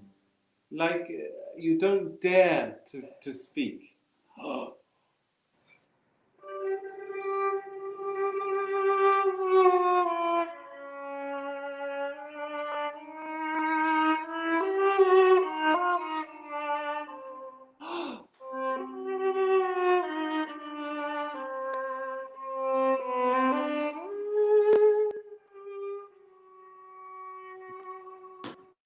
Thank you. Wonderful. So even on this stupid computer, I can still hear, and you can get so many colors out of these instruments. As viola players, let's face it, we have many problems. We're not loud enough, we're not fast enough, we don't have the cello, we don't have the violin. But what do we have? We can create we can really have wonderful colors. So it feels almost like my bow is shaking. It's almost like my bow, like almost really. That breathlessness here, very human, not too solid. Try one more time.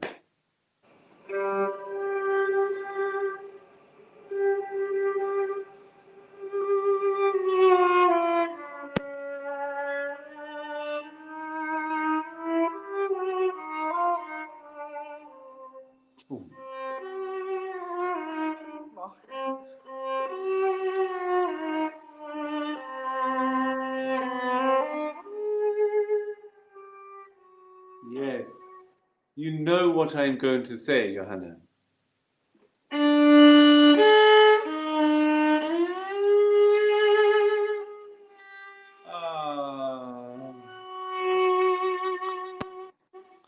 You were too quick.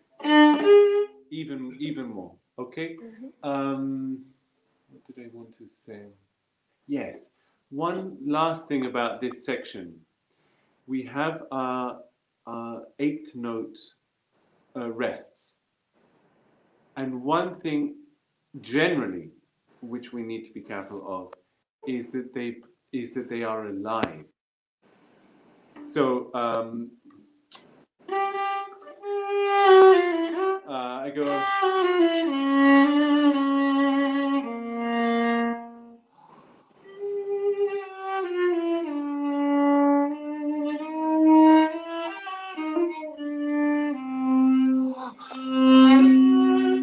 I hear from you.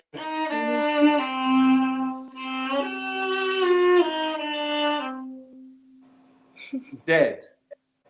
Dead.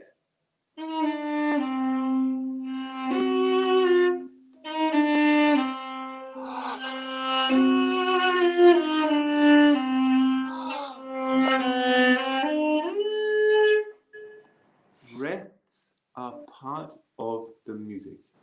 Okay. It's not silence. It's Okay. breathing, it's life. Can you exaggerate for me? Can you play the phrase and like a big intake of breath? Can you try?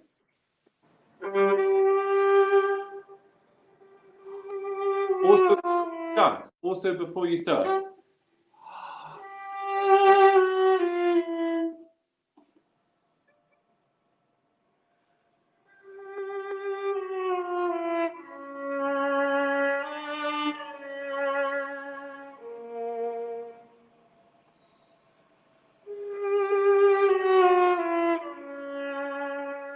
No.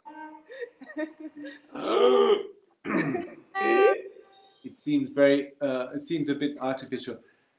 Look, we get into before you play a phrase, you're already moving. Team, the upbeat. Team.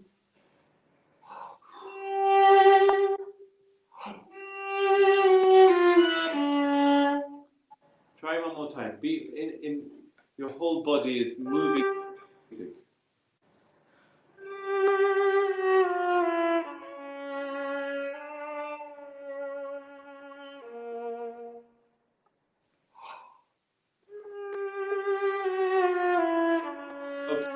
Look, I leave that with you. I leave that with you because I feel that you're uncomfortable.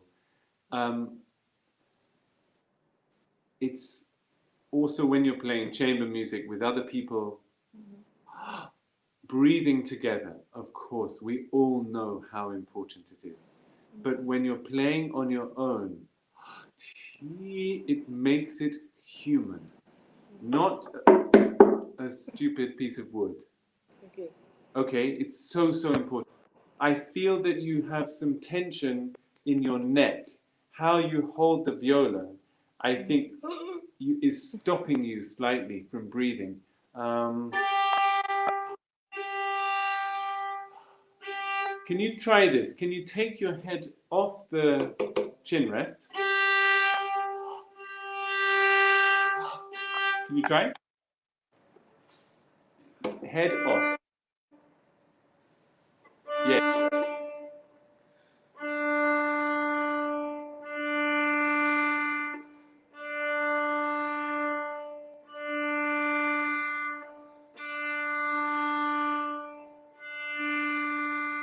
Okay. And instinctively, what you are doing is you're releasing the back of your neck. Okay. And one of my great teachers is a lady called Kim Kashkashian. And her teacher was a fantastic woman called Karen Tuttle. And Karen Tuttle developed a whole teaching method, school, which she called coordination. And there are videos on YouTube that you can see, and Kim talks very, very well about this. And I thought of this now because I work with my students like this, and I saw you releasing the back of your neck.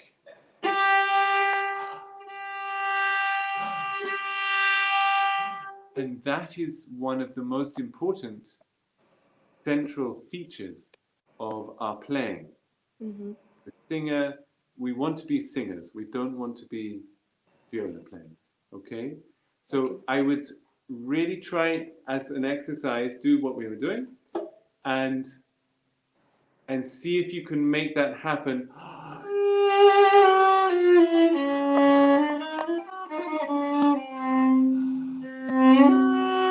Just allow your head to come off the instrument. Just allow a freedom to come in. It's you speaking, not the instrument. Okay? One last time.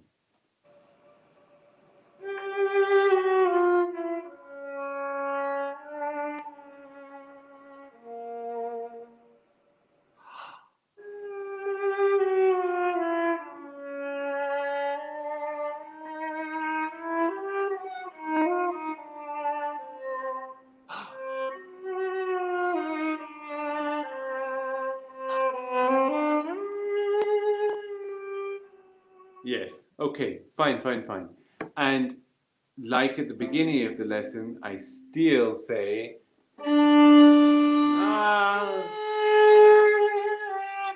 it needs more stretching. Make sure that you keep that you give back the time.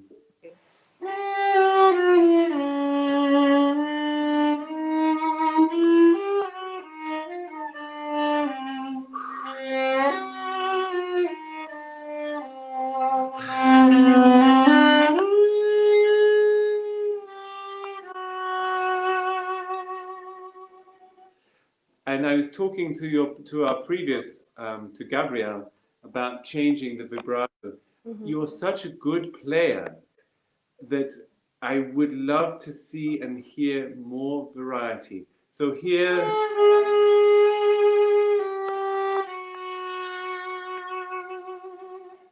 there are so many things, maybe slow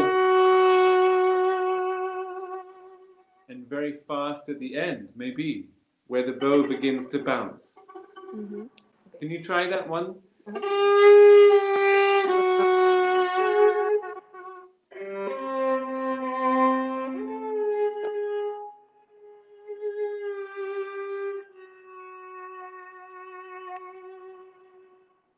Yes. You see, you're a very good player, so you can do it very easily. So I have against the bridge, that pain. I still have a pain. And it resolves to the G.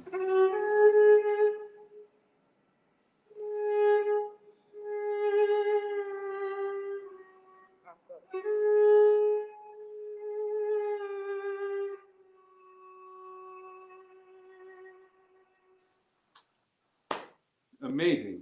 Very good. So,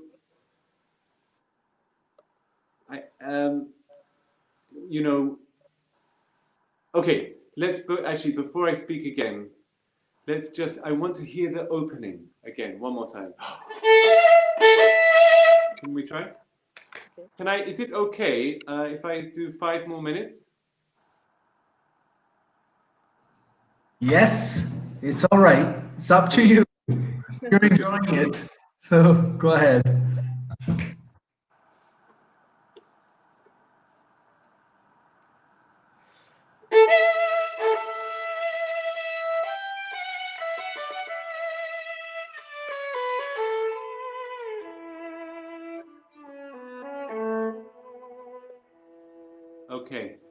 Okay. Now, how do you want to breathe before this opening?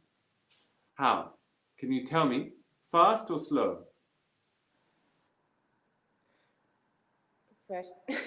Fast, right? Yeah. And is it a sort of, or is it,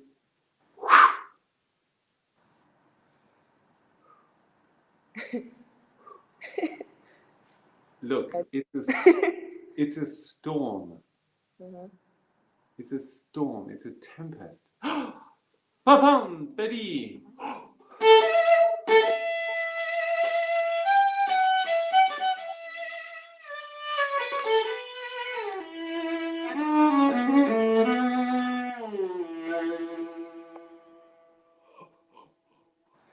What's happening now?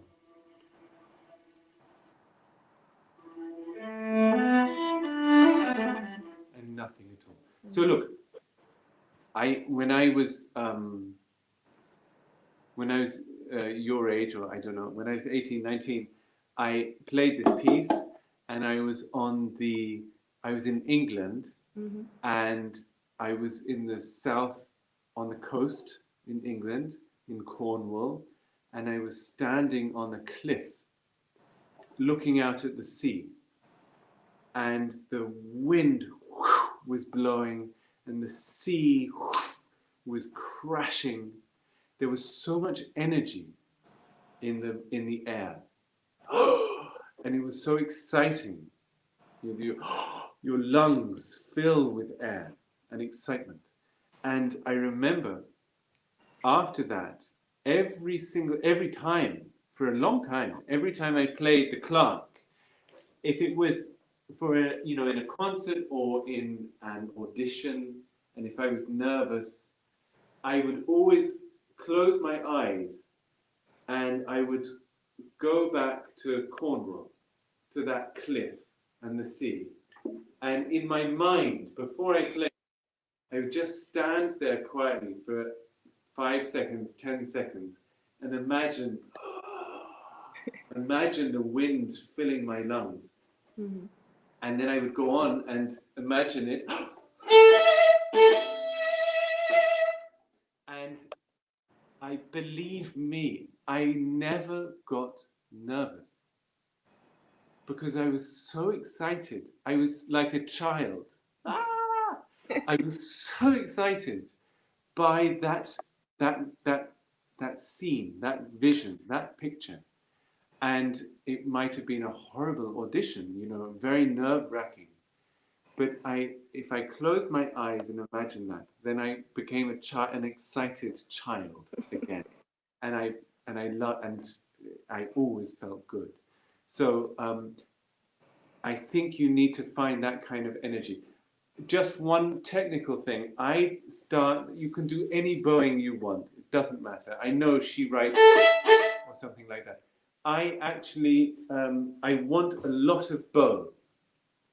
The wind. I don't want short notes, okay? Okay. So I start here, use the whole bow.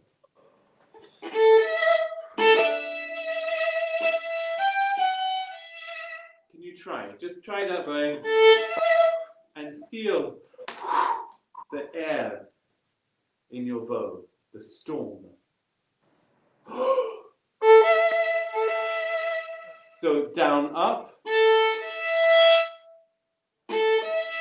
like that. No. Johanna, down, Okay. up.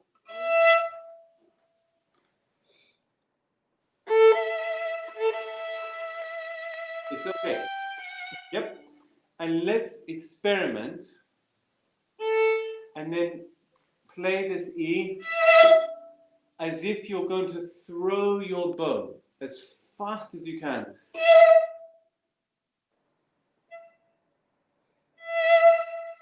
Faster.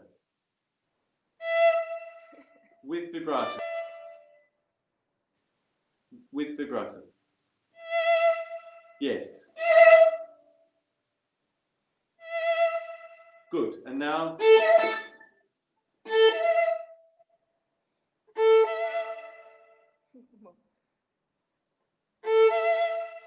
Okay. And then I stop the bow. So I have the fastest bow possible. And I stop the bow.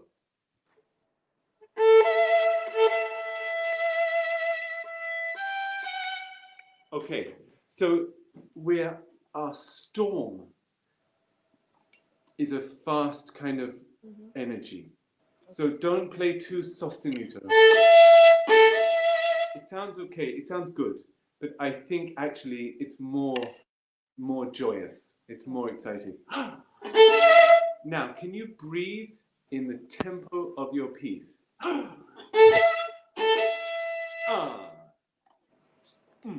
Ba-bam, ba-bee.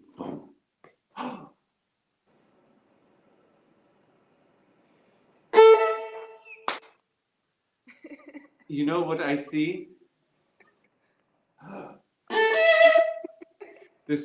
What is funny is that you breathe very badly. You are a terrible breather, Johanna, but you are a wonderful player. So you breathe so badly, and then you play very well. I don't understand it. You sound asthmatic. You know what asthma? Yeah, anyway. No. So, but it's not in the tempo of the piece yet. You need to ba-bam, like feeling the tempo.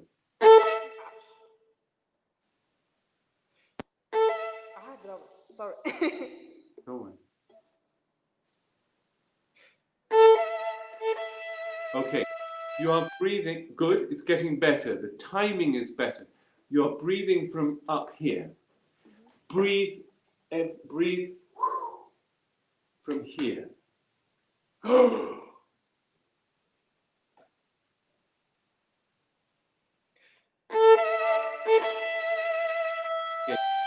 No viola. Put the viola down. Ba-bam, ba-bam. Just do that. Okay. Breathe out as if you are huge, huge lungs. Ba-bam. You always go up, go down.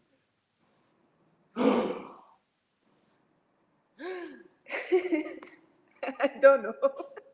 You've forgotten how to breathe.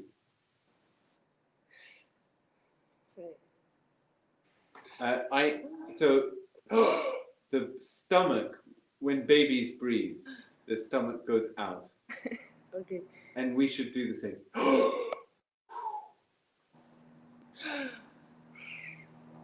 Better. I think it's better. You should work on that. We won't do that anymore. Now with the viola, you can also we could try something different. You could go so you breathe outwards. And that way your whole body goes down. We don't want you to go up. Ba-bam. Try.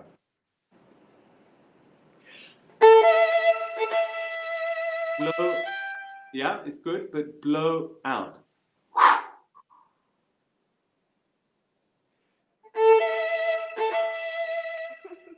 Blow out before. É para soltar o ar. Antes. Ai.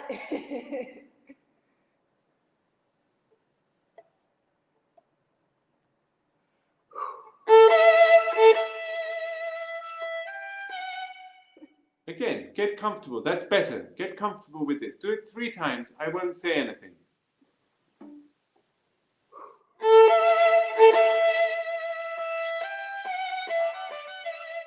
Again.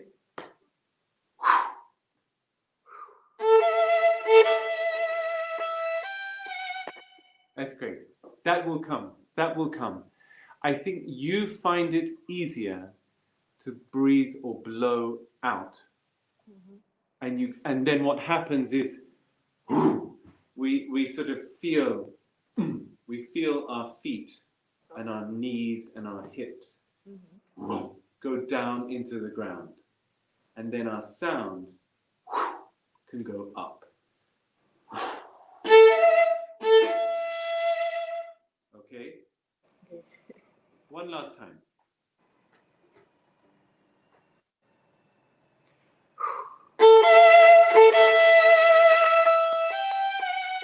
Yeah. Okay. How old are you, Johanna?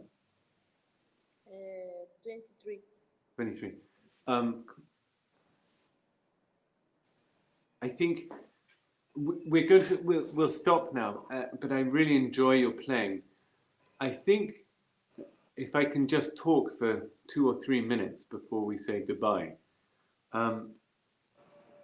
My wife is a very good violin teacher, and so we always talk in the evening. So how did this go? How did Paulina play? How did da da da da da? We know each other's students, and we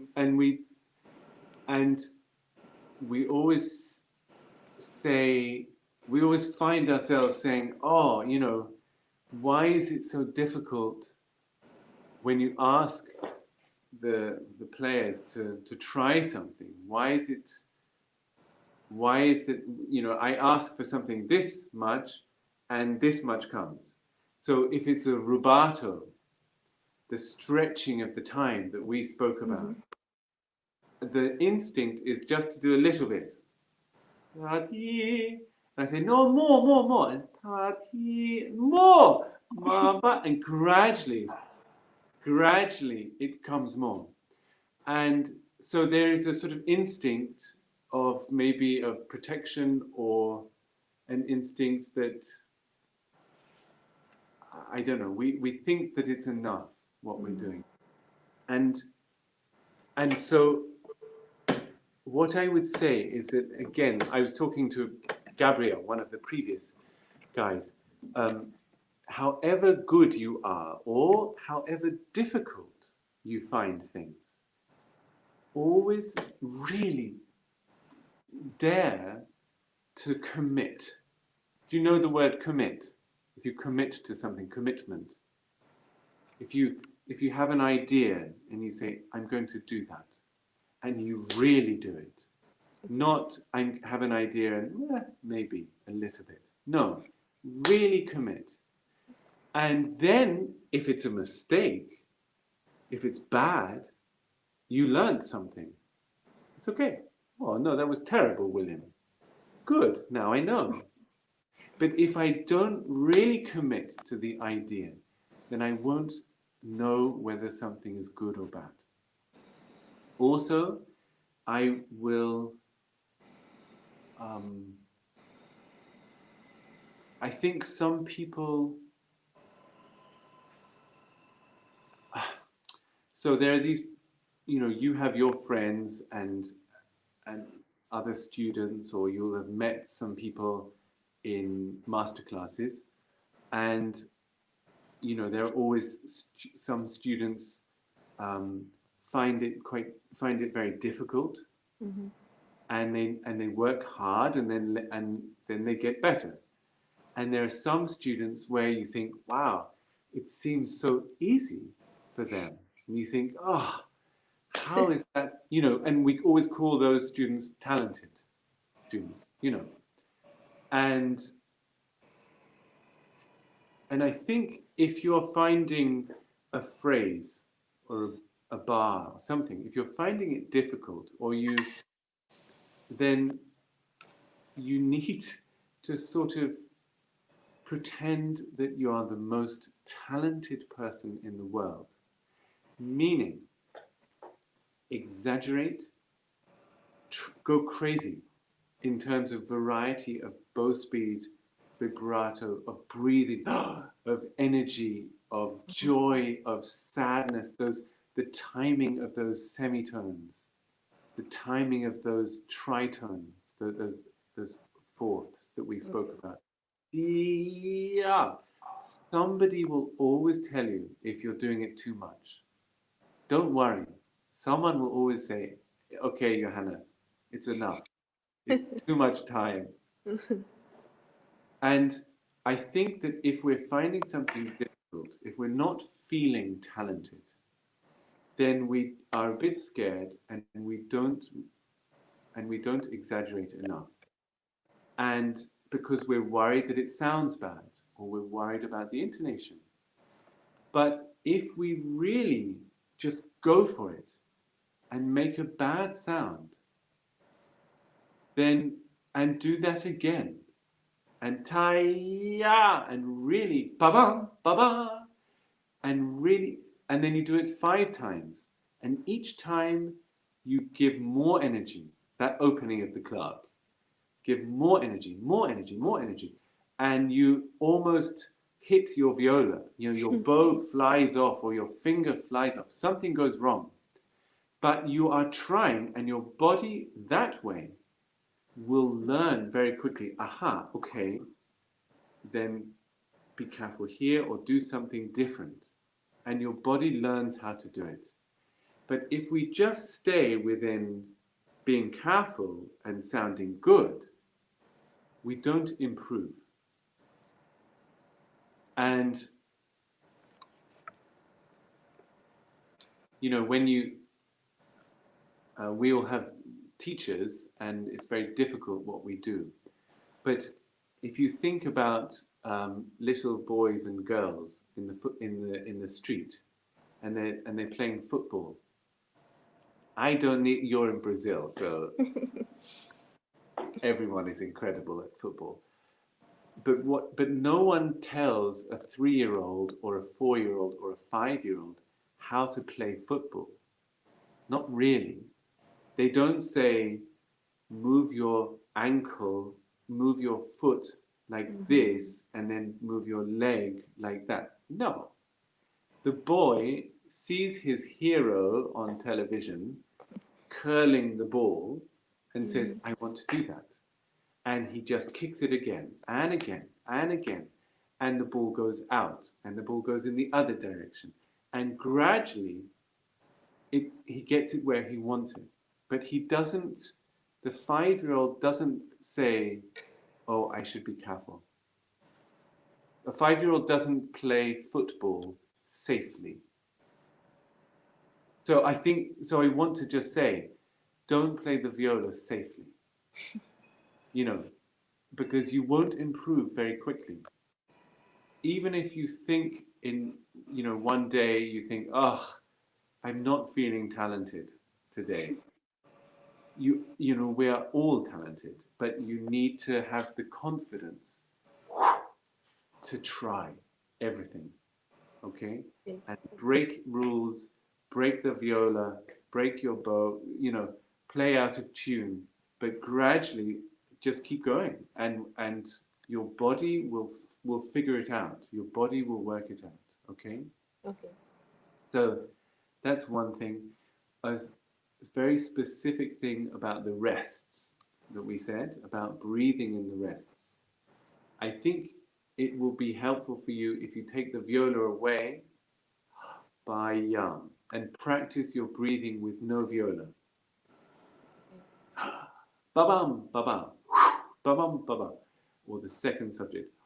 And then put the viola back.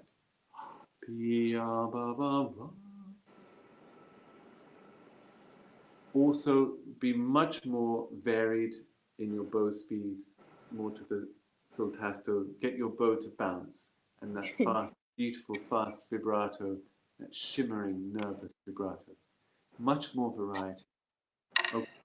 I think you could become a really wonderful viola player. I think you need to be brave. I think you need to trust yourself. Make mistakes. Otherwise, you don't learn. Okay? Okay. Fantastic. Lovely to hear you. Bravo. Thank you. Thank you. Thanks so Really much. good. Okay. Ulysses, thank you. Thank you a lot, Mr. Coleman. It was great. It was very, very, very good. So it's really up to you. I put on the screen if anybody has any question for you. You feel free if you have more time or not. I have about 5 minutes. 5 minutes. All right. We have one here. I'm going to put on the screen so everybody can see. She's asking if you have any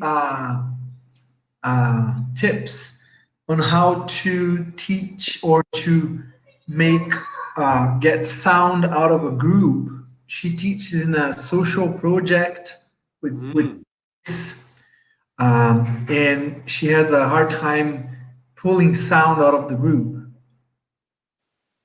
Oh, gosh.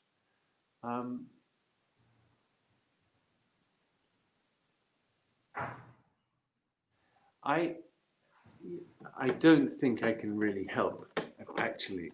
But one thing that I would say is, what age are the people? Do we know?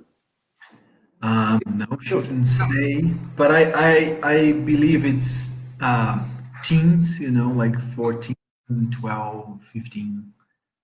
Yeah.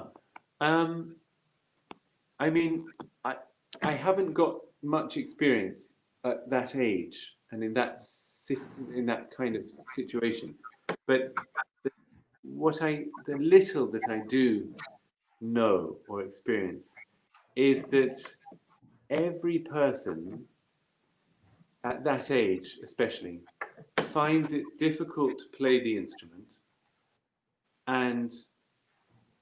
but everyone wants to have fun. You just want to enjoy and have fun.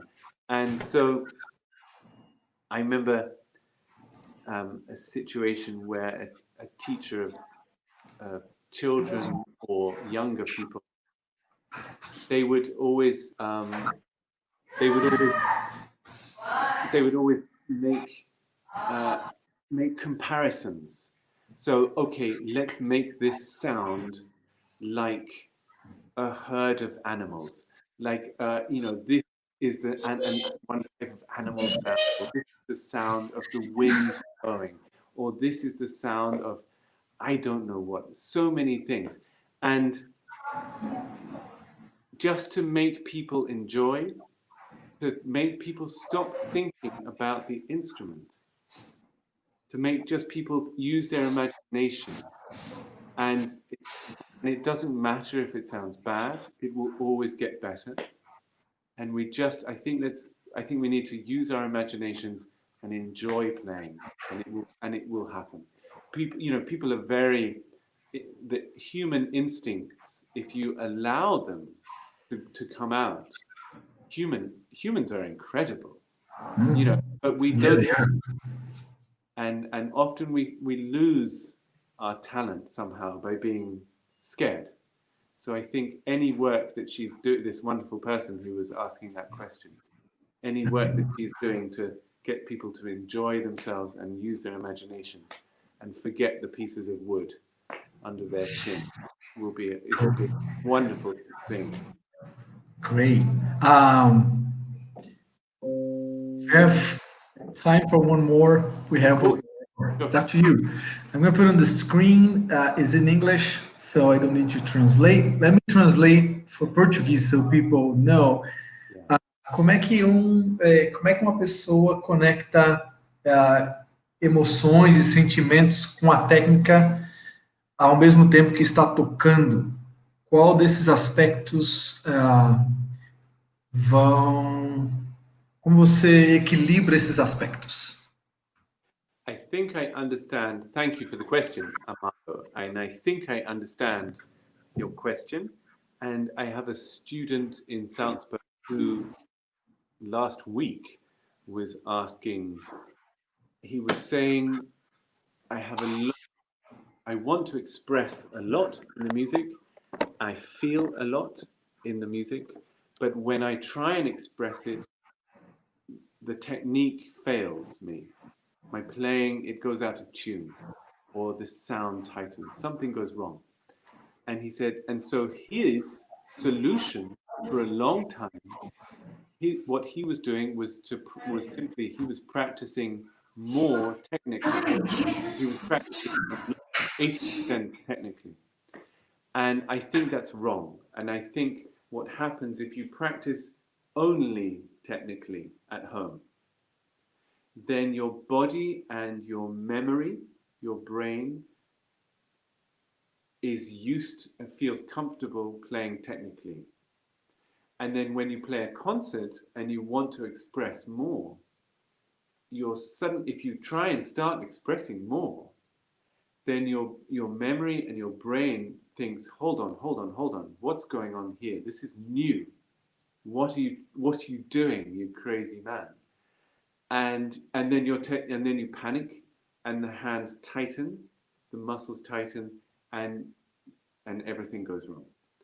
And so what I always say is that we have to practice very, very musically, let's say for 1 minute, 2 minutes, and then once we have an idea about what we want to express, what kind of sounds, what kind of timing, then we practice for another minute or two, the same passage, but maybe thinking and listening a bit more calmly, just thinking, oh, is the shape of my hand, am I, with my elbow, am I getting into the right position? Are the muscles loose? Is that the sound? Is that where I want to be? Is that the right bow speed? Should I save my bow here? Faster bow, slower bow? For 2 minutes. And then again, go crazy. Play so musically. And then again. So I always think, all the time that I'm practicing, it's sort of 2 minutes hyper musical and 2 minutes calm, looking, thinking.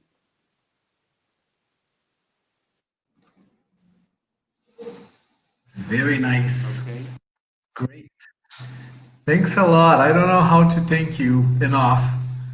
Anytime. You know, Anytime. we are all very, very glad and happy, honored with you here. That's look. Congratulations to you for having such a wonderful organization and having such wonderful young players. It's really lovely to hear these great people. So, and I hope that we will meet in person sometime. Sure, definitely. That would be nice. All right. Thanks a lot. You're welcome. Bye-bye. All right. Bye-bye.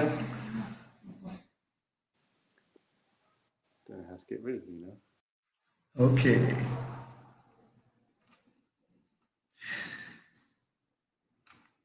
Bom, pessoal, é isso aí. Terminou o primeiro dia, espero que vocês tenham gostado. Enfim, sempre há falhas, principalmente nesse, como dizem, novo normal. A gente sempre é inesperado algumas coisas. Eu acho que o áudio foi muito bem a maior parte do tempo. Acho que o problema era mais no computador, no celular, no microfone do Gabriel, enfim.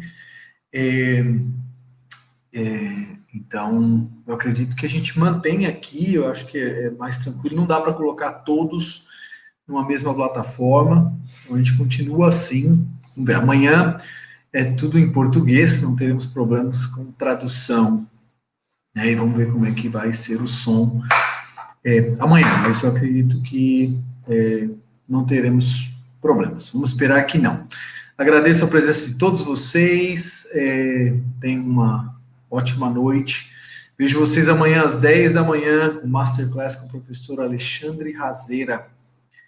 Tá certo? Um abraço a todos e até. Não esqueçam de curtir o nosso canal aí, de se inscrever, se associarem à ABRAV. E um grande abraço a todos vocês. Espero que vocês tenham gostado. Até amanhã cedo, às 10 da manhã. Tchau!